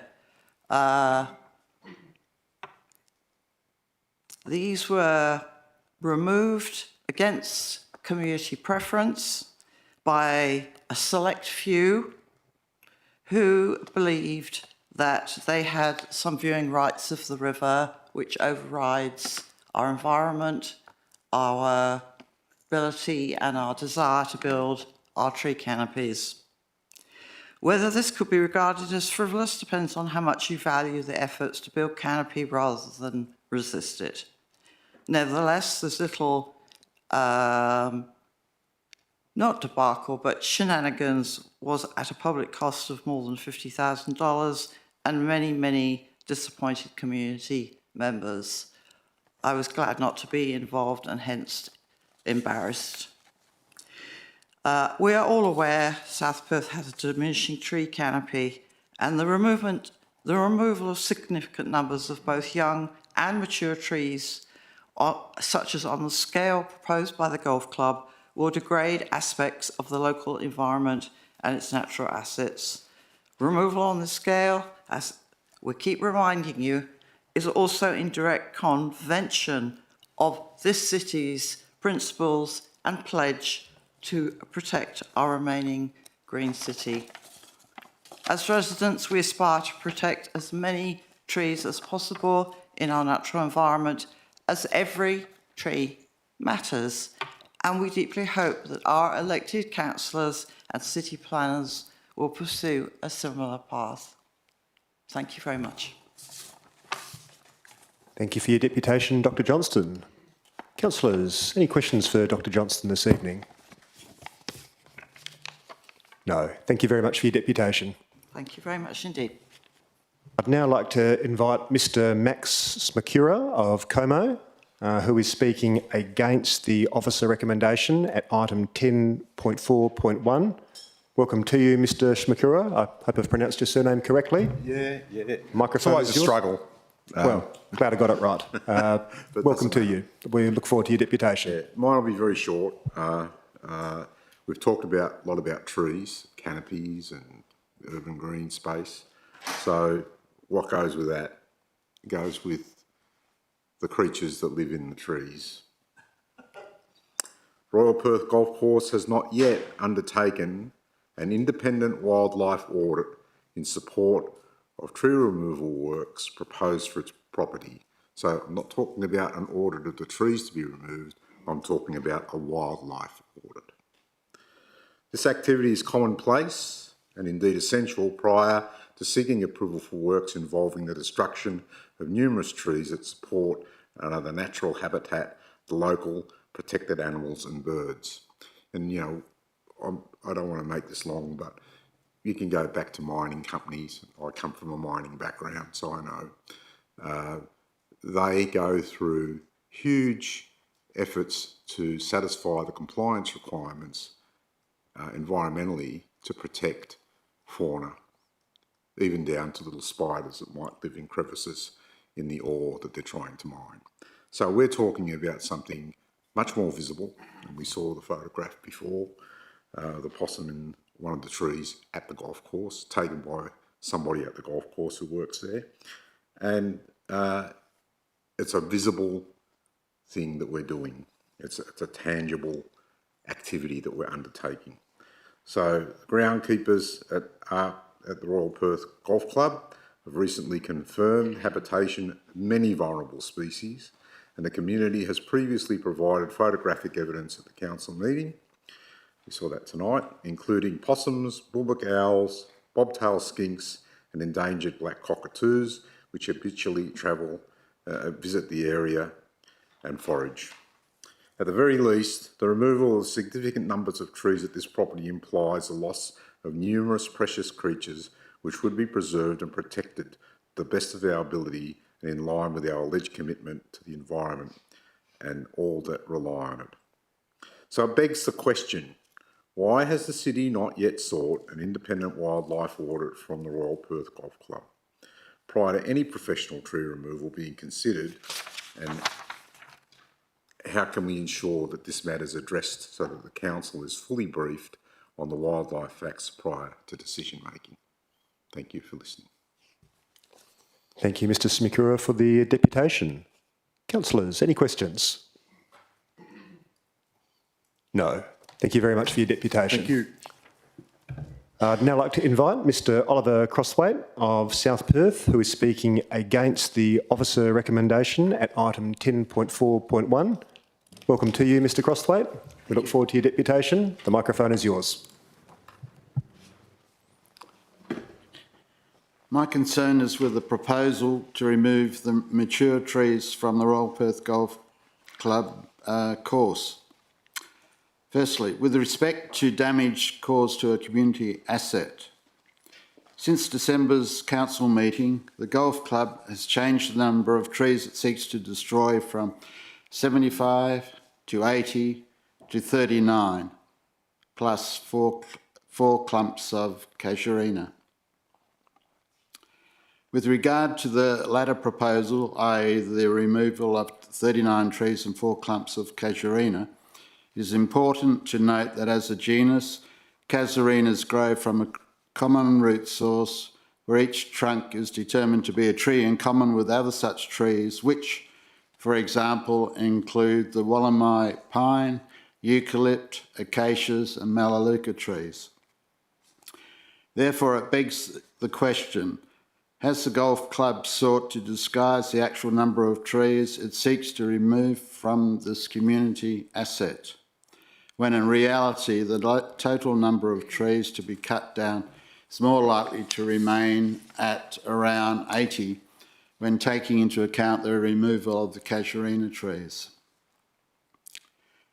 The City of South Perth has stated under risk event outcomes that environmental damage includes any detrimental impact upon the natural environment within the city.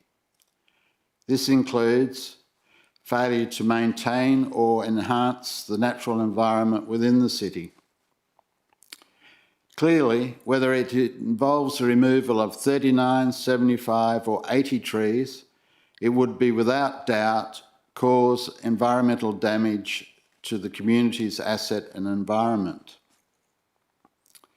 Our city has a diminishing tree canopy, and each and every tree counts, as do these trees on the golf course. By recommending Council approve the removal of these trees, the city is by way of its actions advocating, quote, damage to the natural environment within the city, end quote, and is therefore failing to maintain its natural environment.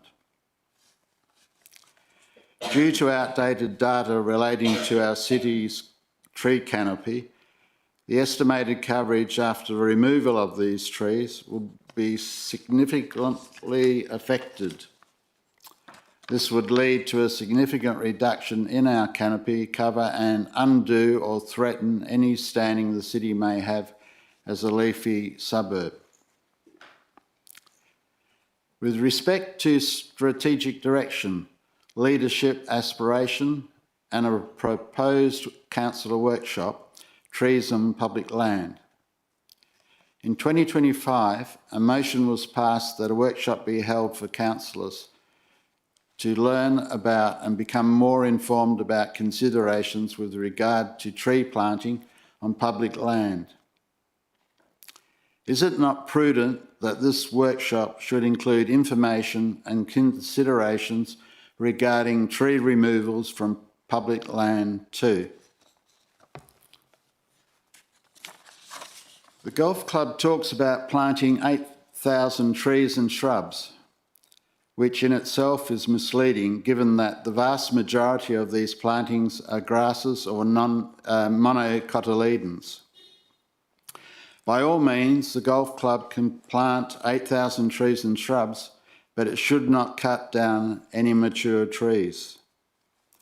And just to add, alternatives to nets could include bushes and low-hanging trees, in answer to an earlier question.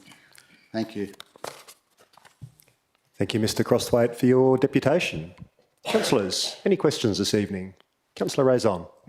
Thank you for your deputation, Mr Crosswaite. Thank you. Just in relation to the data that you referenced as being outdated, I'm happy to receive this by email separately, but are you able to comment on what you're referring to there due to outdated data in relation to the canopy? I'm not certain, given that I received the information second-hand, so I believe it's something like 13% may have been reduced to 10% or something like that. Thank you. Any further questions, councillors? No. Thank you very much for your deputation. Thank you. All right, that's the end of deputations for this evening. Coming up next is item 10, the draft February reports. But before I do that, I'm conscious that we've been at it for nearly 2 hours now, so I'm going to call a 10-minute recess to give people an opportunity to stretch their legs and have a drink of water if they need one. I'll see you all back in the chamber at 4 minutes past 8 p.m.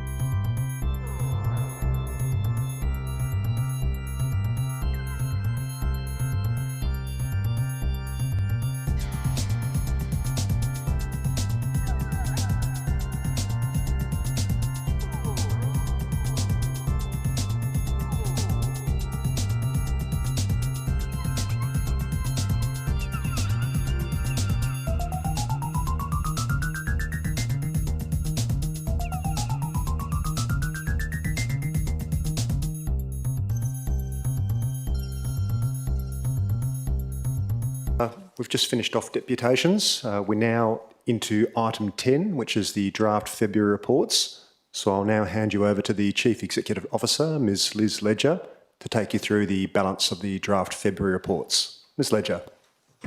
Thank you, Mr. Mayor. Item 10.1.1, lease for Old Mill Theatre. This report recommends that Council provide a long-term lease to Old Mill Theatre Incorporated for part lot 429 Men Street, South Perth. Thank you, Ms. Ledger. Councillors, any questions for the administration on this item? Yes, Councillor Lees. Thank you, Mr. Mayor. My question is in relation to policy P609. Can the administration please explain how the lease terms vary from that policy and the justification for those? I think there's some reference in the report to the significance of the theatre and their contribution to the community, but I just wondered, particularly in terms of the rental amount. Ms. Webstale, can I send that your way? Thank you, Councillor Lee. So the difference is, as you identified over email, that the policy has a provision, which is a guiding provision, about not-for-profits paying a minimum of $1,000 and having a 5-year lease term. So obviously the difference is on those 2 points, but there is a comparison in the table on what they currently have and the changes, which is nil on both. So a greater term and no rent payable.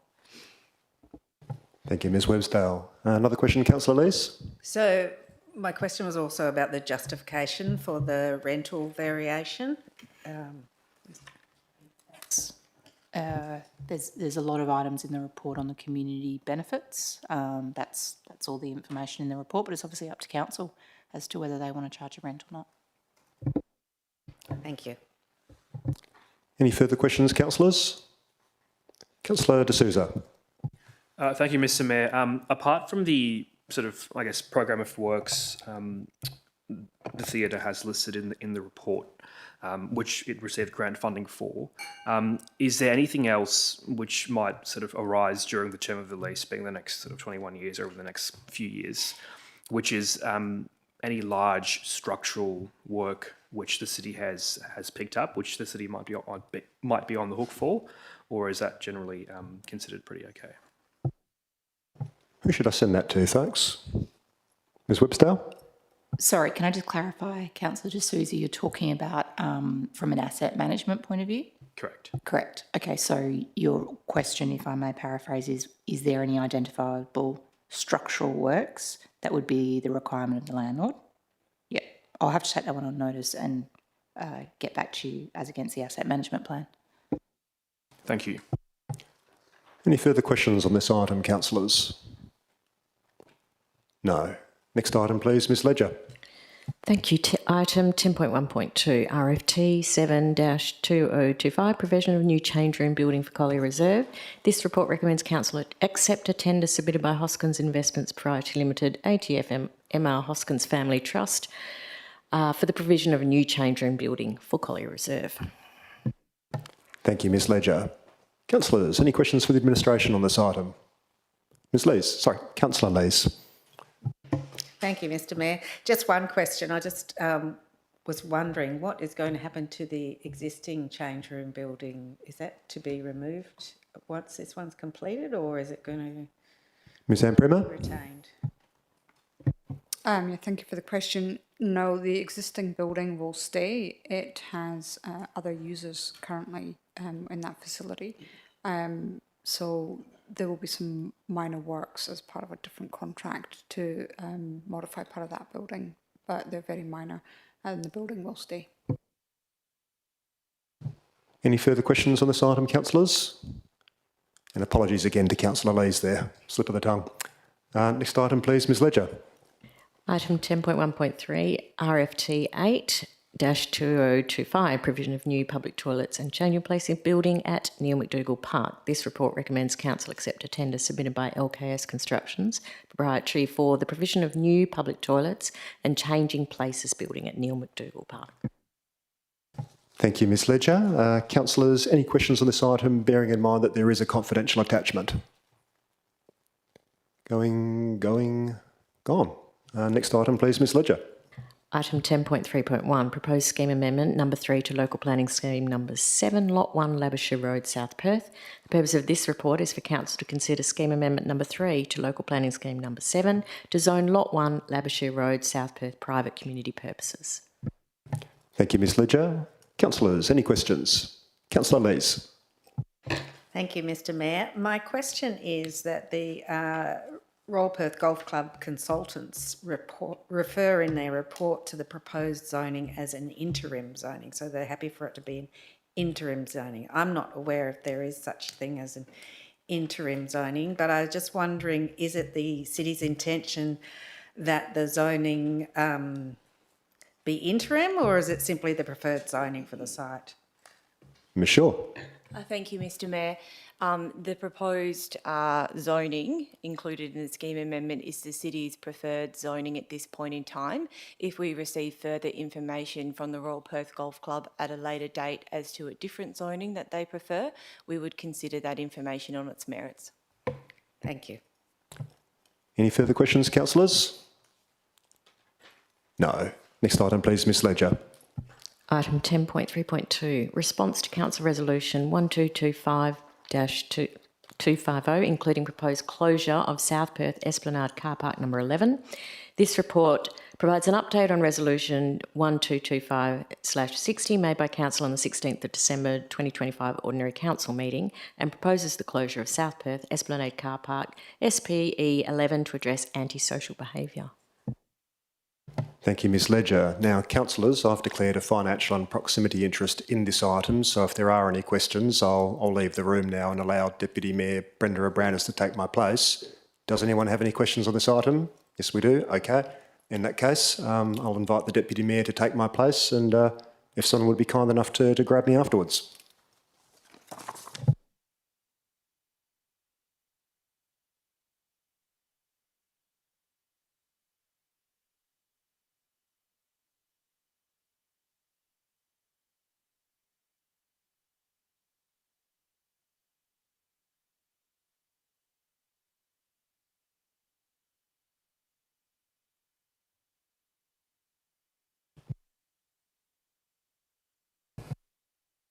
On. Thank you, Mr Presiding Member, through you.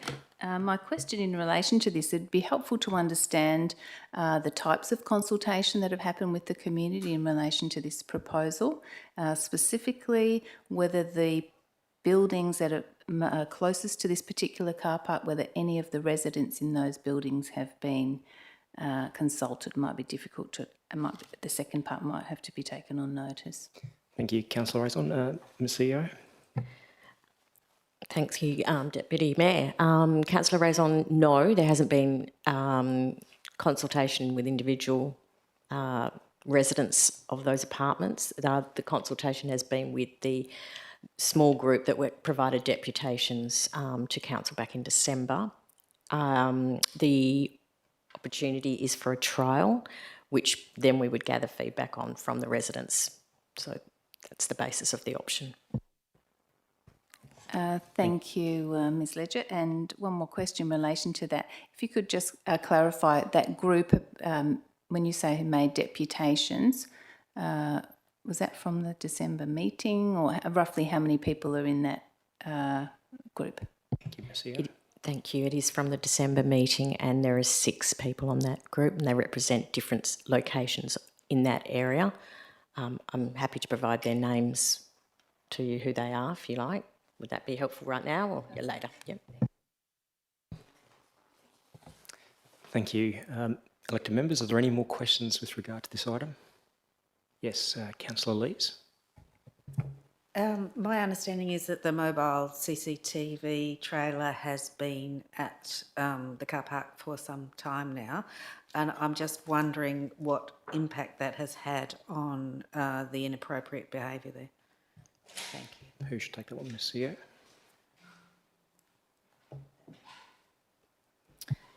It's difficult to provide statistics on that. Obviously, it's just what we're hearing back. So we're hearing, we're still getting complaints about behaviour down there. I can't compare how many and whether, you know, I don't think we can do a valid assessment on how many complaints before, how many complaints now, because it's only the complaints we've got and we are still getting complaints. So we're still being told there's a problem. Well, I don't know how you would like me to measure that. I think that's how an improvement on what basis? Number of complaints or? I'm just interested to know whether the CCTV trailers make a difference. I think if you're looking for a general opinion or data, I'd have to take that on notice, and I don't know how I would give you that data because there's no one reviewing footage. I don't know how to provide. I think I need some remit on how you would want that quantified, and then I could take it on notice. So, sorry, thank you, Director Webster. Has there been a reduction in complaints received? I don't believe so, but I'd have to actually count the number of complaints and come back to you, and I'd have to have the two periods that we're comparing to. Thank you. Sorry, through Deputy Mayor, I had another question. The number recognition speed cameras, are they close to getting delivered, or how far away are they? And is there going to be one down along the Esplanade?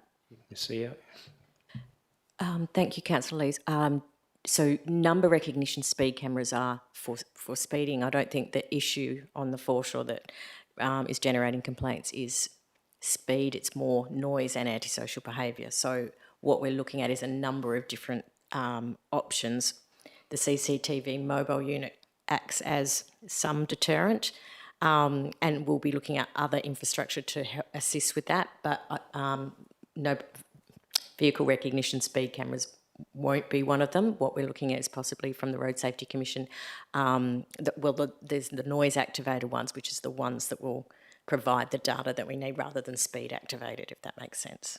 Okay, yep. So, thank you, Ms Ledger. Through the Deputy Mayor. So those noise activated cameras, where are they going to be going? Or the noise activated? What? I'm not sure what we're calling them at the moment. Yeah, they are noise activated and they're still trial. Yeah, sorry. Would you like to? Thank you. Yeah, I think you might be referring to the cameras that are being funded through the police. Yes. Yeah, okay. So that is still in progress and it's not in the Esplanade. I believe the location that the police have selected in there is on Mill Point Road near the Millers Pool car park. And the police will use that data for deploying their resources and monitoring what's happening, as I understand it. As CEO was saying, speeding isn't the issue, but being able to capture the vehicles that are there and knowing who those vehicles belong to and seeing if there's repeat people in the area will assist the police in terms of information. So I don't have a time frame, but we can look into that and get back to you. Thank you. Thank you, Director Primo. Another question, Director Azon. Thank you, Mr. Presiding Member. Just looking at the financial implications, they have set out for us the costs of gates and so on. Do we have a figure? I'm assuming that when the car park's closed, there'll be a loss of revenue. And do we have any numbers around what that loss of revenue might be, and happy for that to be taken on notice? Thank you, CEO. Director Primo. Yeah, thank you, Presiding Member. So the car park closure would be after the time when the paid parking ends. So the paid parking ends there at 10 p.m. So it would only be if there are people who are avoiding the area completely because they want to stay beyond that we would anticipate loss in revenue. So I think any impact on revenue would be pretty minimal. Thank you. Any further questions, councillors? Yep, Councillor Lees. Thank you, Deputy Mayor. My question is, were there issues at this car park before the Miller Pool car park was closed? Have we relocated the problem, or were there already issues there at that time? You, Director Primo. Yeah, thank you, Presiding Member. So observations would be that it has certainly increased, but there was activity there before, but not anywhere to the extent that we're seeing at this point in time. Thank you. Thank you, Councillor Lees and Director Primo. Any further questions, councillors? No. If the administration can please ask the Mayor to return. Thank you.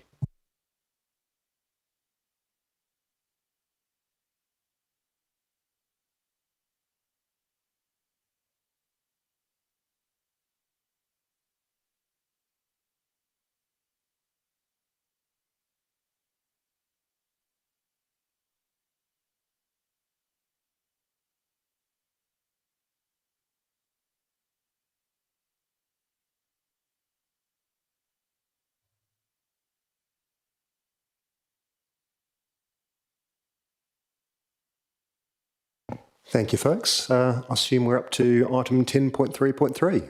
Ms Ledger. Thank you. Proposed tree damaging activity to a regulated tree, lot 29, number 14, Hurlingham Road, South Perth. The purpose of this report is for Council to consider a development application for proposed tree damaging activity to a regulated tree at lot 29, number 14, Hurlingham Road, South Perth. For the reasons outlined in this report, it is recommended that the application be refused. Thank you, Ms Ledger. Councillors, any questions? Councillor Brenda Abrandis. Thank you, Mr Mayor. Tonight, in the deputation, we heard that the affected area with regard to the tree roots, the rising tree roots, was approximately 4 by 4 metres. Is the administration able to comment to the extent of the brick paver damage around that tree and whether that is actually correct, being such a large area? Ms Shaw. Thank you, Mr Mayor. The City hasn't undertaken an assessment of the extent of the damage to the brickwork, but there is a site plan contained on page 35 which shows the location of the tree in relation to the outdoor living area. Thank you, Ms Shaw. Further questions, councillors? Councillor D'Souza. Thank you, Mr Mayor. Yes, we heard from the applicant about roots uplifting brick pavers, and I want to ask the question with regards to safety. How did safety factor into the City's recommendation and process to bring this recommendation forward? Ms Shaw. Thank you, Mr Mayor. In terms of how it's factored into our assessment, when we were aware that the application itself, the information provided in support of the application mentioned the trip hazard, and so on that base, we considered that we need to determine these applications in quite a short time frame, because if there's a possibility that the tree poses a risk or could cause damage from a safety perspective, then it's important that we have a timely decision conveyed to the applicant. So that's probably the first point. The second part is having the arborist report reviewed, and the arborists have provided advice on the overall health of the tree itself, which gives us an indication as to the extent of risk posed by that tree. Thank you, Ms Shaw. Councillors, any further questions on this item? I think Councillor Lees was first. Thank you, Mayor. My question is in relation to the independent arborist report. My understanding is they didn't go on site. And the applicant has noted that. Do you think that that has made a difference in their ability to provide that advice? Would it be worthwhile getting them to go on site? Ms Shaw. Thank you, Mr Mayor. In this case, the applicant engaged by the City for the peer review has actually agreed with the majority of findings contained within the applicant's arborist report, so I don't believe it would have made a difference in this respect. Thank you, Ms Shaw. Councillor Lees. Thank you, Mr Mayor. My concern is the question of the ability to put a deck over the top or raise the paving. The applicant seemed to suggest that that wasn't a possibility, whereas the arborist seemed to think there are options in that regard. Ms Shaw. Thank you, Mr Mayor. We haven't had a structural engineer have a look at whether it's possible to construct a deck or modify paving or anything in that location. The arborists were simply reviewing the tree and the health of the tree itself. Thank you, Ms Shaw. Councillor Les? Thank you. Any further questions, councillors? Sorry, Councillor Les, you're asking another question or just struggling with the... Okay. Councillor Raison. Thank you, through you, Mr Mayor.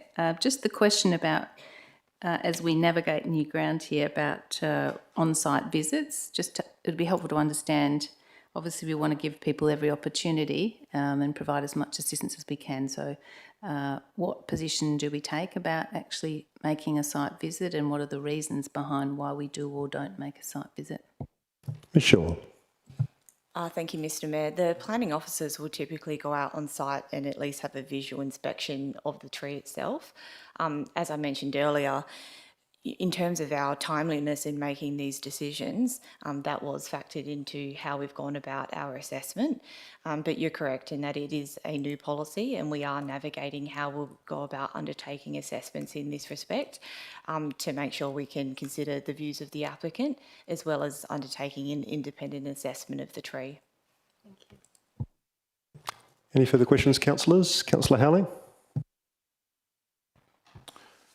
Thank you. My question's to Director Shaw. Is your view that the policy is capable of being used for the definition of development found within the Planning and Development Act, as opposed to providing exemption pursuant to the provisions of the local scheme regulations? Ms Shaw. Thank you, Mr Mayor. My view is that a tree could be considered development for the purposes, for the purposes of the Act, depending on the significance of the tree itself. What the local planning policy, I believe, seeks to do is to prescribe criteria as to what this local government considers to be a significant tree that would otherwise warrant a development application. Thank you, Ms Shaw. Councillors, any further? Councillor Howling. Thank you. The policy, the Wildwood policy, adopted by this council some 3 weeks after the case of Zorsey was adopted. Are you aware of criticisms that have been had for that policy in its attempt to define development so that any tree might be considered to be development? And are you aware of what other local governments, and particularly those in close proximity to this local government, are now doing in response to concerns about the ability to provide a definitional basis, which is not found within the Act? Ms Shaw. Thank you, Mr Mayor. I'm not aware of the views of all of our neighbouring local governments. I believe that there were some concerns when the policy was originally being drafted as to whether or not there was the legal ability to use a local planning policy to attempt to define works for the purposes of development under the Act. I believe as a result of the Zorsey decision, the findings were that the policy itself is not the basis for whether or not tree removal constitutes works. Rather, tree removal could always constitute works, but it depends on the significance of the tree itself. Thank you, Ms Shaw. Councillors, any further questions? Councillor Howling, a third question? I'm not sure who this question should be directed then to. Is this tree of such a nature such that it would require development approval, and that's a hybrid really as between Director Shaw and perhaps Director Impremo, through you, Mr Mayor? Ms Shaw. Thank you, Mr Mayor. In terms of what the city considers to be significant for the purposes of assessment, we're guided by the policy that's been adopted by council. So as in local planning policy 3.2, there does include what this council has adopted to be considered a significant tree. And that's how the city's been applying its application. Thank you, Ms Shaw. Councillors, Councillor D'Souza. Thank you, Mr Mayor. If council was so minded to adopt this recommendation and refuse the application, and the risk of tripping did materialise, be it 1, 2, 3 years from now, and that led to an injury of whatever scale, is the city in any way liable? Ms Shaw? Or Ms Webster? Thank you, Mr. I'm sure Ms. Webster could add to this. So in terms of whether or not we would be liable, it would be a case-by-case basis, but effectively we would have to first know about the potential risk. We would then have potentially inhibited the landowner from taking reasonable actions to mitigate that risk, but we would need to be assured that there was a risk. And with the arborist reports that have been provided, the arborists have provided advice such that the tree is in good health, and it's not indicated through those reports that there is a potential imminent risk associated with the tree itself. It could be the case that the city would need to review that in future, but there is an onus on the landowner to also make sure that they maintain their tree in such a way that it doesn't result in any risk. Ms Webster, anything to add to that? The answer is possibly. Councillors, any further questions? Councillor Brenda Abrandis. Thank you, Mr Mayor. Again, just a bit of clarity following on from the deputation tonight. So, you know, it was obviously indicated that it was a larger surface area of damage that was actually caused by the tree roots, and also the height of the lifting of the pavers. It was between 10 to 20 centimetres, which seems quite significant. So I'm just wondering, firstly, were we able to verify the extent of those raised pavers and the extent of the damage? That's my first question. My second question... Maybe I'll give the officers a chance to answer the first one and then come back to you. Ms Shaw, can I send that one your way? Thank you, Mr Mayor. So in terms of the city's assessment, we're assessing against the proposed development against local planning policy 3.2. The relevant assessment criteria doesn't include reference to the development as such, other than one portion that talks about future development that could be provided on site. So the city hasn't been out on site to assess the height of the pavers or considered that as part of its assessment against the requirements of the policy. Thank you, Ms Shaw. And the second part of your question, Councillor Brenda Abrandis. Thank you, Mr Mayor. Thank you, Director Shaw. The next part of my question relates to the independent report versus the applicant's version. So the independent report identifies that some isolated tree roots may be able to be removed without substantial damage to the tree or affecting the tree's health, effectively. As opposed to what was indicated, you know, from the applicant's perspective, that large-scale tree root removal would be required. Just wondering if the administration could just comment on the difference between the two reports, and obviously whether we can place reliance on the independent report with the isolated removal or pruning of some of the roots. Ms Shaw. Thank you, Mr Mayor. We've relied on the advice provided within the arborist reports in undertaking our assessment. Thank you, Ms Shaw. Another question, Councillor Brenda Abrandis? You still got your light on. Any further questions, councillors? No. Next item, please, Ms Ledger. Item 10.3.4, proposed additions to Tavern the Station, lot 688 number 1 Men Street, South Perth. The purpose of this report is to consider an application for development approval for proposed additions to Tavern the Station on lot 688 number 1 Men Street, South Perth. The item is referred to council as it involves the exercise of a discretion for an application to a heritage-listed property. For the reasons outlined in the report, it is recommended that the application be conditionally approved. Thank you, Ms Ledger. Councillors, any questions on this item? Councillor Ward. Thank you, Mr Mayor. I have a couple of questions. My first one is, have these proposed conditions been put to the proponent, and how do they feel about those? Ms Shaw. Thank you, Mr Mayor. The applicants are made aware that the agenda is publicly available, so they would have seen the conditions at the time the agenda was published. I haven't received any feedback from the applicant as to the proposed conditions. Thank you, Ms Shaw. And your second question, Councillor Ward. Thank you, Mr Mayor. Yes, my second question, is there an existing noise management plan in place? It seems that there is. Ms Shaw. Thank you, Mr Mayor. There's an existing acoustic report that was prepared for the development. However, there was no noise management plan that was originally conditioned on the Civic Heart development. Thank you, Ms Shaw. Councillors, any further questions? Councillor Waugh? Thank you, Mr Mayor. So the proposed measures in this application, are these intended to improve the noise mitigation? Is that the purpose of them? Ms Shaw? Thank you, Mr Mayor. So the applicant submitted an acoustic report which effectively has modelled what the likely noise impacts would be. When we undertook an assessment of that report, we've noticed some deficiencies in the report, and so we've recommended condition number 8 to address some of the concerns we had with the modelling. The proposed noise management plan at condition number 9 is more to do with the ongoing operation of the facility, ensuring that it complies with the noise regulations and the assumptions within the acoustic report. Thank you, Ms Shaw. Councillor Waugh? I think my last one. So on that basis, presumably if we were to approve it with all of these conditions in there, they may choose never to act upon it, in which case they would never have to submit a noise management plan. My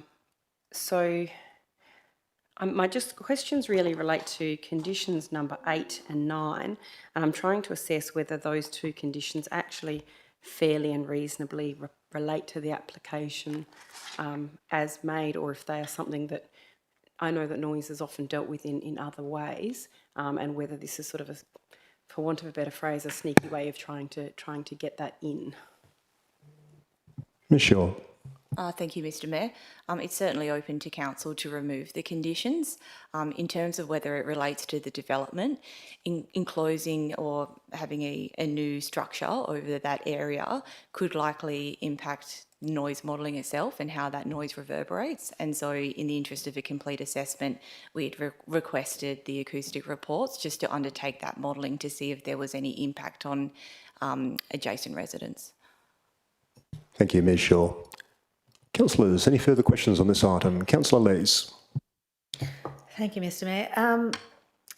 So my understanding, the design review panel report suggests that the new awning will enhance attenuation. So this is unlikely, but is it possible that the applicant may not be able to meet the conditions in relation to the acoustic report, and the development therefore might not be able to proceed? Ms Shaw? Thank you, Mr Mayor. I mean, I can't consider what the results will be, but, you know, despite how condition 8 is worded, the actual amendments that we're seeking to the acoustic report are quite minor. It's making sure that we capture all the adjacent properties, that it's enclosed, that the worst case scenario has been considered in the report.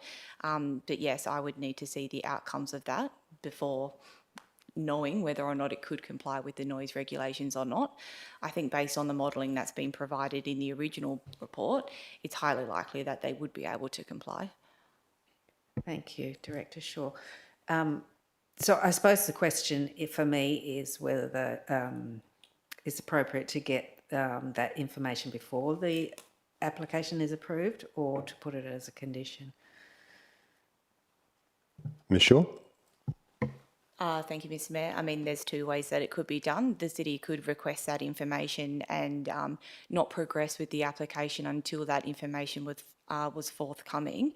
However, given its prior to or in conjunction with a building permit, we would expect that the applicant could simply update the report, prepare the required noise management plan, and those matters could be resolved as part of the building permit application. We're effectively trying to be pragmatic in progressing the application. Thank you. Thank you, Ms Shaw. Another question, Councillor Lees? Yes, thank you, Mr Mayor. My understanding is it was recommended by the design review panel and supported by the applicant for the tree to be removed, to be relocated by way of condition. Is that something that the city has considered and rejected, or what was the thinking around that? Thank you. Ms Shaw? Thank you, Mr Mayor. If I can take that question on notice so I can get some more information around that. Thank you. Thank you both. Any further questions, councillors? Councillor Howling? Thank you, Mr Mayor. So that I understand properly, did you say that when the application was originally made for the development itself, that there was no noise modelling that had been undertaken associated with the development proposal? Ms Shaw? Thank you, Mr Mayor. No, there was an acoustic report provided, but there was no noise management plan. Thank you, Ms Shaw. Any further questions, councillors? Councillor Brenda Abrandis. Thank you, Mr Mayor. With respect to the South Perth Police Station, obviously a heritage building and asset, was there any discussion with the applicant in the early stages as to using better quality materials that would maybe better complement a heritage asset? So as it stands, we're using awnings comprising of bronze, powder-coated steel columns and polycarbonate grey roof sheeting. I don't necessarily consider it complements the wonderful historical building that we've actually got there, and I realise it's been accepted. Are there any comments from the administration with regard to where there was consideration for alternative and more in keeping materials? Thank you. Ms Shaw. Thank you, Mr Mayor. So we've considered the proposal on its individual merits, and as you've identified, the Heritage Council has no objection to the proposal. I think there is a preference now to avoid faux heritage, so having a distinct difference between the heritage values of the place and the new development is considered an appropriate way of enhancing the existing heritage that's there. Thank you, Ms Shaw. Any further questions, councillors? Councillor Prendeville. Thank you, Mr Mayor. I'm just wondering, with the original development application and the building and the opening of this hospitality venue, did that all happen prior to anyone sort of inhabiting apartments and homes around within the area or directly around it? Ms Shaw. Thank you, Mr Mayor. I'd have to take that on notice in terms of the timing of the opening of the station compared to when occupancy permits were granted for the balance of the building. Any further questions, councillors? Councillor Lees. Thank you, Mr Mayor. I'm just wondering, the deputation tonight spoke a lot about noise from air conditioning and kegs being moved.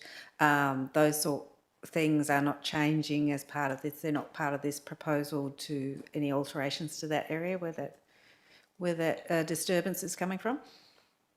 Ms Shaw.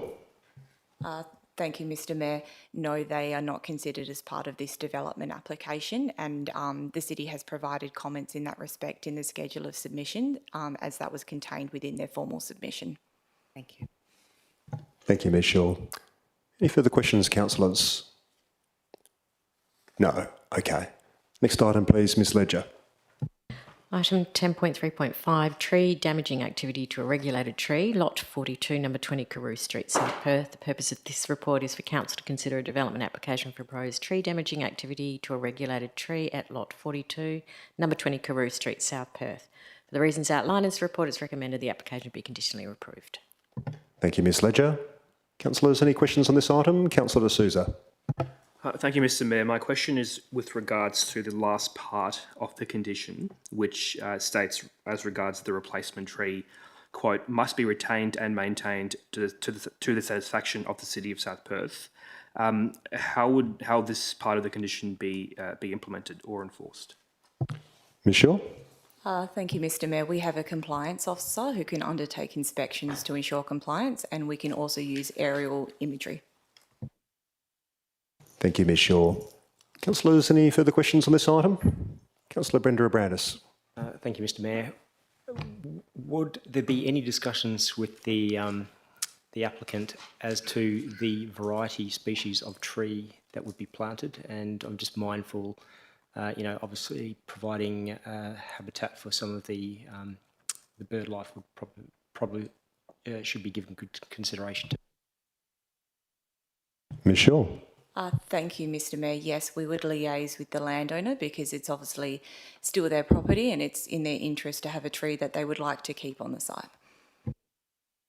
Thank you, Ms Shaw. Councillor Lees, did I see your hand go up there? Yes, thank you, Mr Mayor.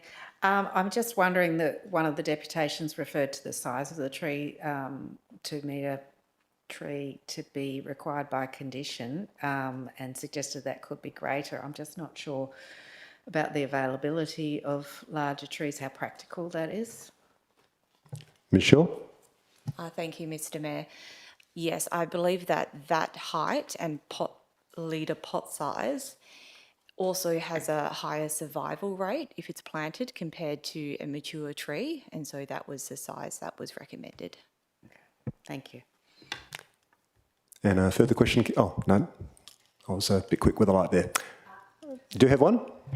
Yeah, I just have a problem, and I think I know the answer to this, but the suggestion by the applicant that they didn't know approval was required, that's not a valid justification in legal terms for illegal works.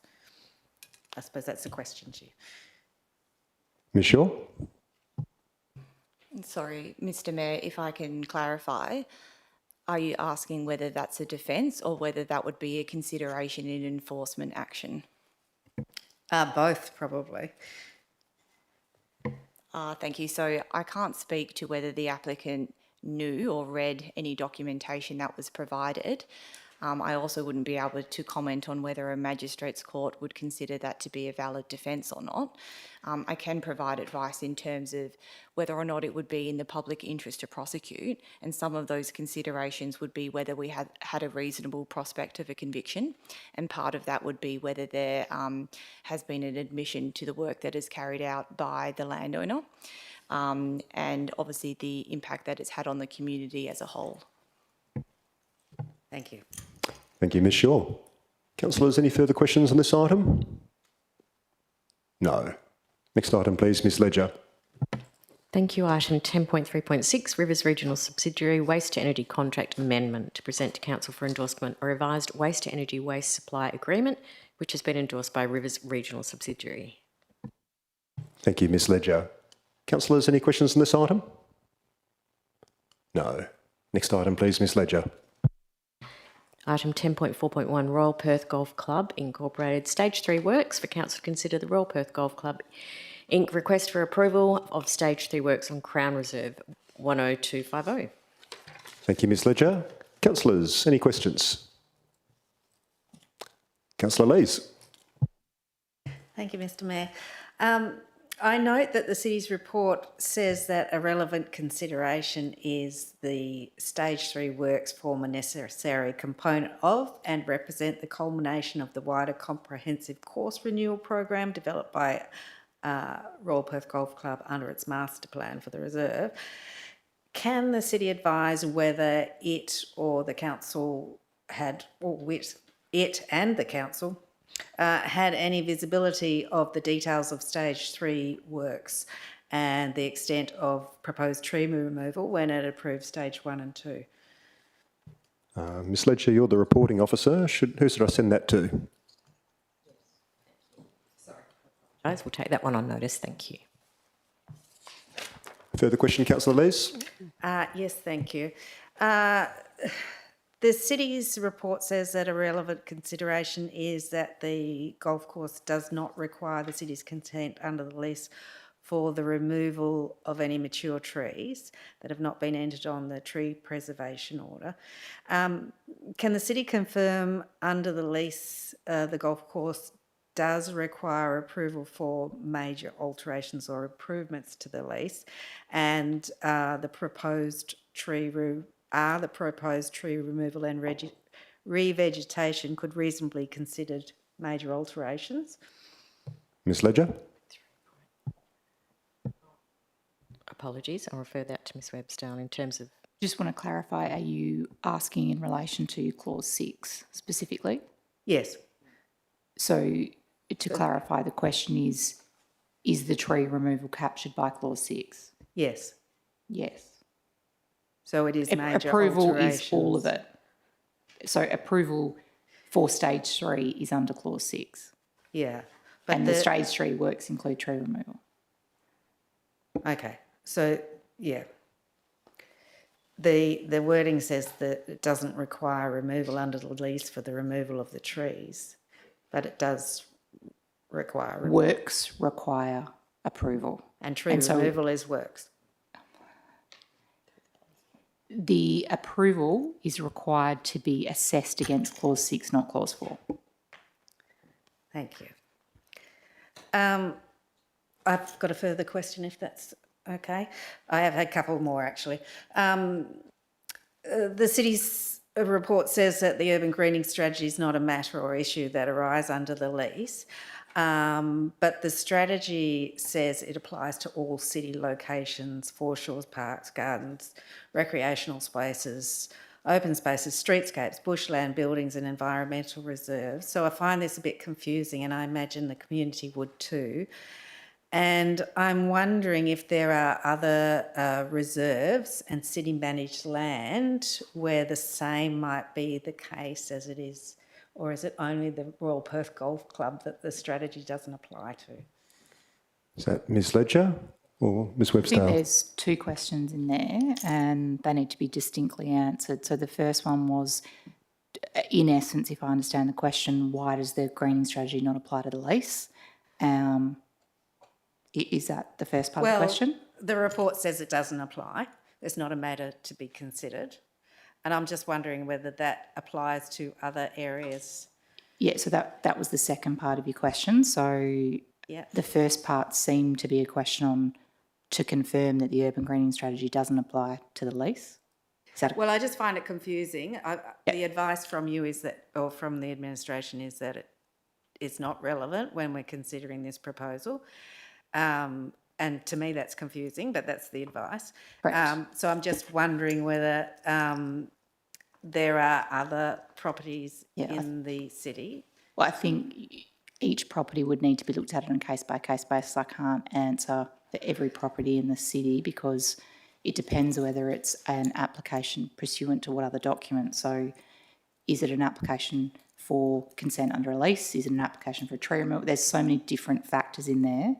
I would need for that question to be drilled down quite a lot more to answer. And I can take that on notice if you had specifics in mind. I'm just quite concerned that we don't come up against this situation. I will jump in here, Councillor Lees. Just a gentle reminder that council agenda briefings, we get to ask questions, but we can't enter into debate. Thank you. Yeah. Any further questions on this matter, councillors? Councillor Brenda Abrandis. Thank you, Mr Mayor. I'm assuming the casuarinas are Cunninghamianias. Obviously, they spread from the root system. Can the administration please advise the number of casuarina trees that comprise the 4 clusters? Ms Ledger? Ms Amprema? Yeah, we'd need to take that on notice. Thank you. Also, just with regard to the Monticote ladons, is there any indication as to the number of those that would be planted? I'm just mindful that they're not terribly useful, for our native species in the area. Ms Amprema or Ms Ledger? Yeah, I'd need to take that on notice and look through the document. Thank you. Councillors, any further questions on this item? Councillor Raison. Thank you, through you, Mr Mayor. One of the things that's been raised a number of times by the community is this 8,000 trees and shrubs, and the question of whether within that it's monocots and grasses. And I just, would appreciate either it can be taken on notice or hearing from the administration, degree to which you disagree or disagree with that kind of categorisation of whether it is 8,000 trees and shrubs or a different subset of monocots and grasses. Ms Amprema? Yeah, thank you, Mr Mayor. So if I understand the question correctly, I'll answer you, and if it's not correct, please let me know. But the planting plan talks about a wide range of plants, from grasses to trees, all of which are recognised as having value under the urban greening strategy. And within that planting plan, it does identify which species they're putting where. So there is an extensive planting plan that goes with it. Thank you, Ms Amprema. Councillors, any further questions on this item? Councillor Lees. Thank you, Mr Mayor. One more question from me.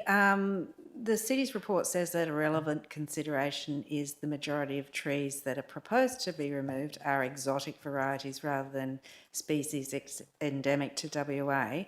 I haven't found any documentation or any commentary in the urban greening strategy or any other strategic documents of the city where protection of trees is any less valid for exotic species over endemic species, but is the city administration refer me to anything?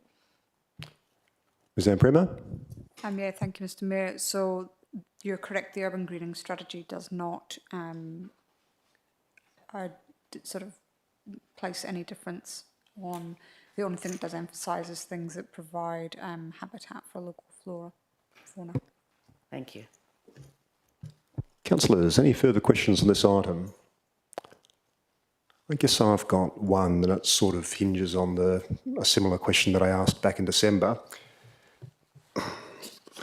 Page 71 of the agenda says that the city can impose an obligation on Royal Perth Golf Club to carry out the agreed revegetation activities in accordance with the vegetation management plan as a condition of its consent under clause 6.3 of the lease. And then the subsequent paragraphs go on to describe what would happen if, for whatever reason, the city was of the view that the Royal Perth Golf Club had not complied with those conditions. If, and I say if, hypothetically, this council were to go with the officer recommendation, is this, in the view of the city administration, the best way of, I suppose, enforcing or securing the commitment for the additional plantings? And I guess that question is to Ms Webster. Yes, and that's supported by the confidential attachment. Thank you. Councillor Lees. Sorry, this is definitely the last question. Given that the lease refers to a significant tree register that ceased to exist on the 27th of March 2024, it seems to me that an update is much needed to meet community expectations, as we heard tonight. So from the briefing we had, my understanding was that this could be done as an addendum to the lease, but can you please advise how council could initiate this process? Ms Ledger, is that to Ms Webster? So just to clarify, you're asking for an update to better reflect clause 4 as against current city registers? Yes, so clause 4 refers to significant trees and defines them as those on the register. We don't have a register anymore. Community expectations have changed in terms of tree protection, so I'm just wondering how we could reflect that in an update to the lease. What the process would be for council initiating something like that. Requesting the CEO to approach the club to discuss a variation or amendment to the lease. So that could be alternatively, done at this time. Putting together a significant tree register, flipping it. But there's lots of ways, all is via the CEO. My understanding was the powers for the significant tree register have been removed from the scheme, so I didn't think we could have one at this point. For the purposes of the site. Oh, okay. So you could look at an alternative to have an addendum that addresses clause 4 specific to the site, or you could look at updating the lease. Either way, we'll need the request via the CEO and the consent of the golf course to make any changes to the current lease. Thank you. Sorry, folks. I'm not sure I totally followed that. That's probably on me. Ms Webster, can you go over that one more time, please? The answer to the question is via the CEO, and if the CEO is inclined to look at it, I would suggest we look into it to more detail, but there may be a way to put an addendum on the lease that refers to what was meant to be captured by the existing clause or by adjusting the lease. Either way, the answer is CEO and consent of the golf course to make any changes to the document. Thank you. Councillors, any further questions on this item? No. Next item, please, Ms Ledger. Item 10.4.2, Delegation DC 690, Local Planning Scheme number 7. This report presents amendments to Council Delegation DC 690, Local Planning Scheme number 7, which are intended to ensure functions in the planning and development local planning schemes regulations of 2015 are prescribed in delegation for Council oversight. Thank you, Ms Ledger. Councillors, any questions on this item? Councillor Raison. Thank you, Mr Mayor. Through you to Director Shaw, I imagine. I am assuming that under any delegation that the implied position is that the city, acting under the delegation powers, will need to always act in accordance with all other city policies. And I just wonder if that could be clarified, please. Ms Shaw. Thank you, Mr Mayor. I'll actually take that on notice in terms of council policies, because council policies are treated differently to local planning policies, but the regulations at clause 67.2 have regard to other policies, but I don't think council policies are listed. I'll check. Thank you. Any further questions, councillors? No. Next item, please, Ms Ledger. Item 10.4.3, Council Member, Committee Member and Candidate Code of Conduct. Local governments are required to adopt by the 1st of April 2026 an updated Model Code of Conduct following amendments to the Local Government Model Code of Conduct Regulations 2021. This report presents an amended Councillor Code of Conduct for adoption by Council. Thank you. Councillors, any questions? No. Next item, please, Ms Ledger. Item 10.4.4, meeting attendance fees for independent committee members. For Council to review the meeting attendance fee payable to independent members of the Audit, Risk and Improvement Committee following a variation to the Local Government Chief Executive Officers and elected members determination number 1 of 2025. Thank you, Ms Ledger. Councillors, any questions? No. Next item, please, Ms Ledger. Item 10.4.5, Metro Inner Development Assessment Panel. This report seeks the appointment of an elected member to the Metro Inner Development Assessment Panel as an alternate member for the period 27th of January 2026 to 26th of January 2028. Thank you. Any questions, councillors? No. Next item, please, Ms Ledger. Urban Greening Advisory Group. This report recommends the establishment of an Urban Greening Advisory Group. Any questions, councillors? No. Next item, please, Ms Ledger. Item 10.4.7, listing of payments December 2025 and January 2026. This report presents to Council the list of accounts paid under delegated authority between the 1st of December 2025 and 31st of January 2026 and purchase card transactions between the 1st of November 2025 to the 31st of December 2025.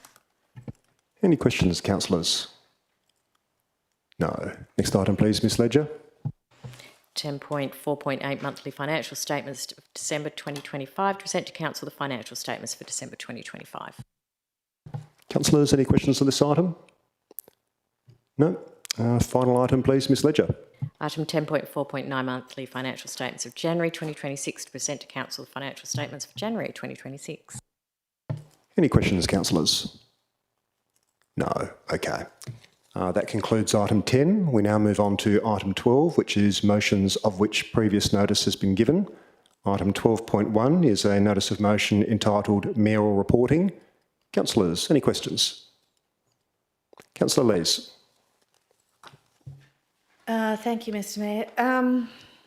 So there was a suggestion made tonight in one of the deputations about the Mayor's report being an appendix to the council agenda, and I know I've raised a couple of questions about this previously, and I'm just wondering, wanting further confirmation, I suppose, that a list of events and meetings attended, dates, attendees, key issues, initiatives, matters, potentially, whether they could be an appendix based on the council resolution of 22nd of October 2024, or does the wording require that it be presented verbally? Ms Webster or Ms Ledger? I believe that it could be captured within the existing resolution, but for clarity, you'll note that the suggested officer recommendation is to include the words "a written report for attaching to the minutes," should that be preferable to make sure it's crystal clear. Thank you, Ms Webster. Councillors, Councillor Lees? Thank you, Mr Mayor. I just, in the report, it listed off what other local governments do. And it seemed from the wording that they have provisions in their meeting procedures, local laws or standing orders, local laws dealing with this sort of reporting. And if that's correct, my understanding is there's nothing in our standing orders, local law dealing with this type of reporting. Ms Ledger or Ms Webster? Some of the local governments where specified do have it in their standing orders. In respect of our standing orders, there is announcement. The title is, sorry, I'm just going to clarify. There isn't a specific section on mayor reporting, but it can be captured under other items.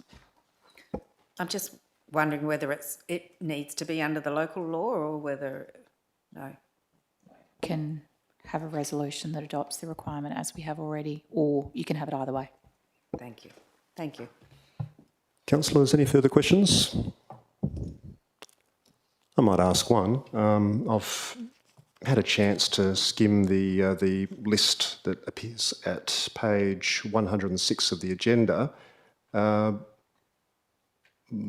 might be wrong, but it seems that most, if not all, of the other local governments make anything that the mayor or anyone else presents discretionary rather than mandatory. Are there any other local governments that make any such announcements mandatory? I'd have to check every local government. I mean in the table that's presented in this report. I believe if it's in the standing orders, it makes it mandatory. Is that what you're asking? Well, the reason I ask is City of Armidale, for example, is at any meeting of the council or a committee, a person presiding may announce or raise any matter of interest.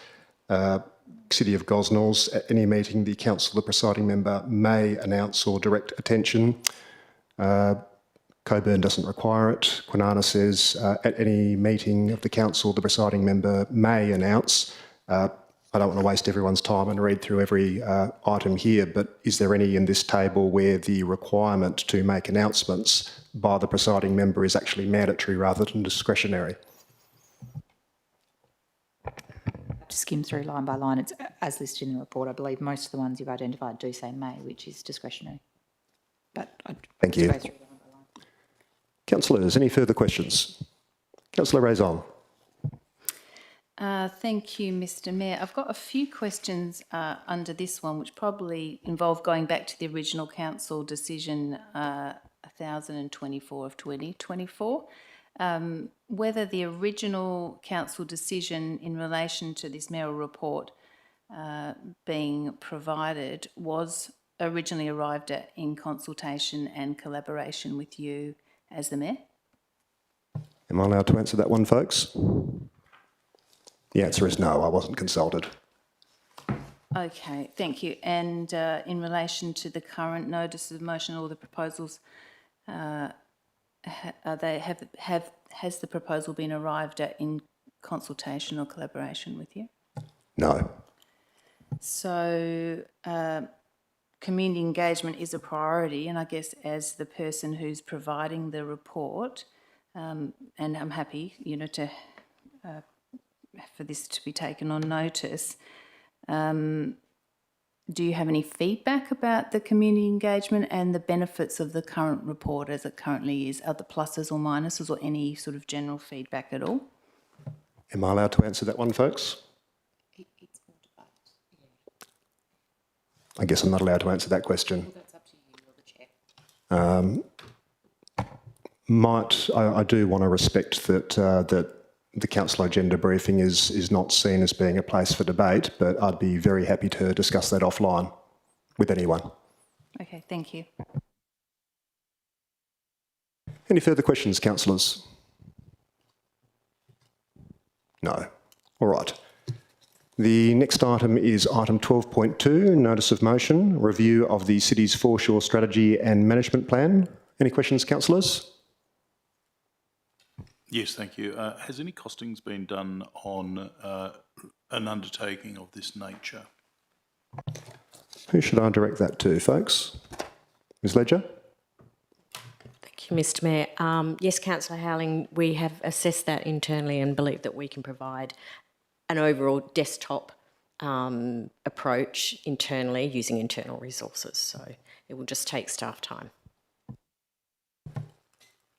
Any further questions, councillors? Thank you. Councillor Howling?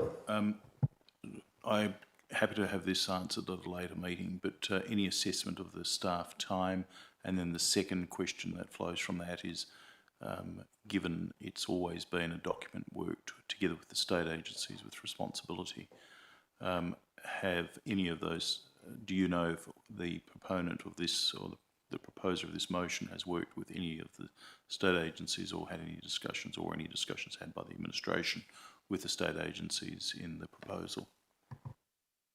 Ms Ledger? Through the Mayor, thank you. Councillor Howling, no, we haven't. And in response to your question, part A of that, yes, we can provide an estimated rough amount of time. Any further questions, councillors? No. Okay. Next item is item 12.3, a notice of motion, financial sustainability strategy. Any questions, councillors? Councillor Lees. At the electors meeting the other week, there was a suggestion of differential rating for vacant land, and I'm wondering whether the city believes that under the wording that's provided in the notice of motion that could be explored as part of that. Through the Mayor, yes, Councillor Lees. Yes, that can be explored. Because it does talk about to encourage development of those sites. Oh, sorry, the intent of the rating is to encourage development of those sites rather than necessarily strengthening the city's finances. But yeah, I would like to see it included in that if possible. Yes, that can be done. Yeah, thank you. Any further questions, councillors? No. All right. That concludes item 12. That brings us to item 15, which is when we would ordinarily close the meeting if there was any reason for us to do so, but there's not, so we won't. Which brings us to item 16, which is closure. But before I close tonight's meeting, I'd like to thank everyone for their attendance and participation this evening. I declare the meeting closed at 10 minutes past 9 p.m. Thank you all and good night.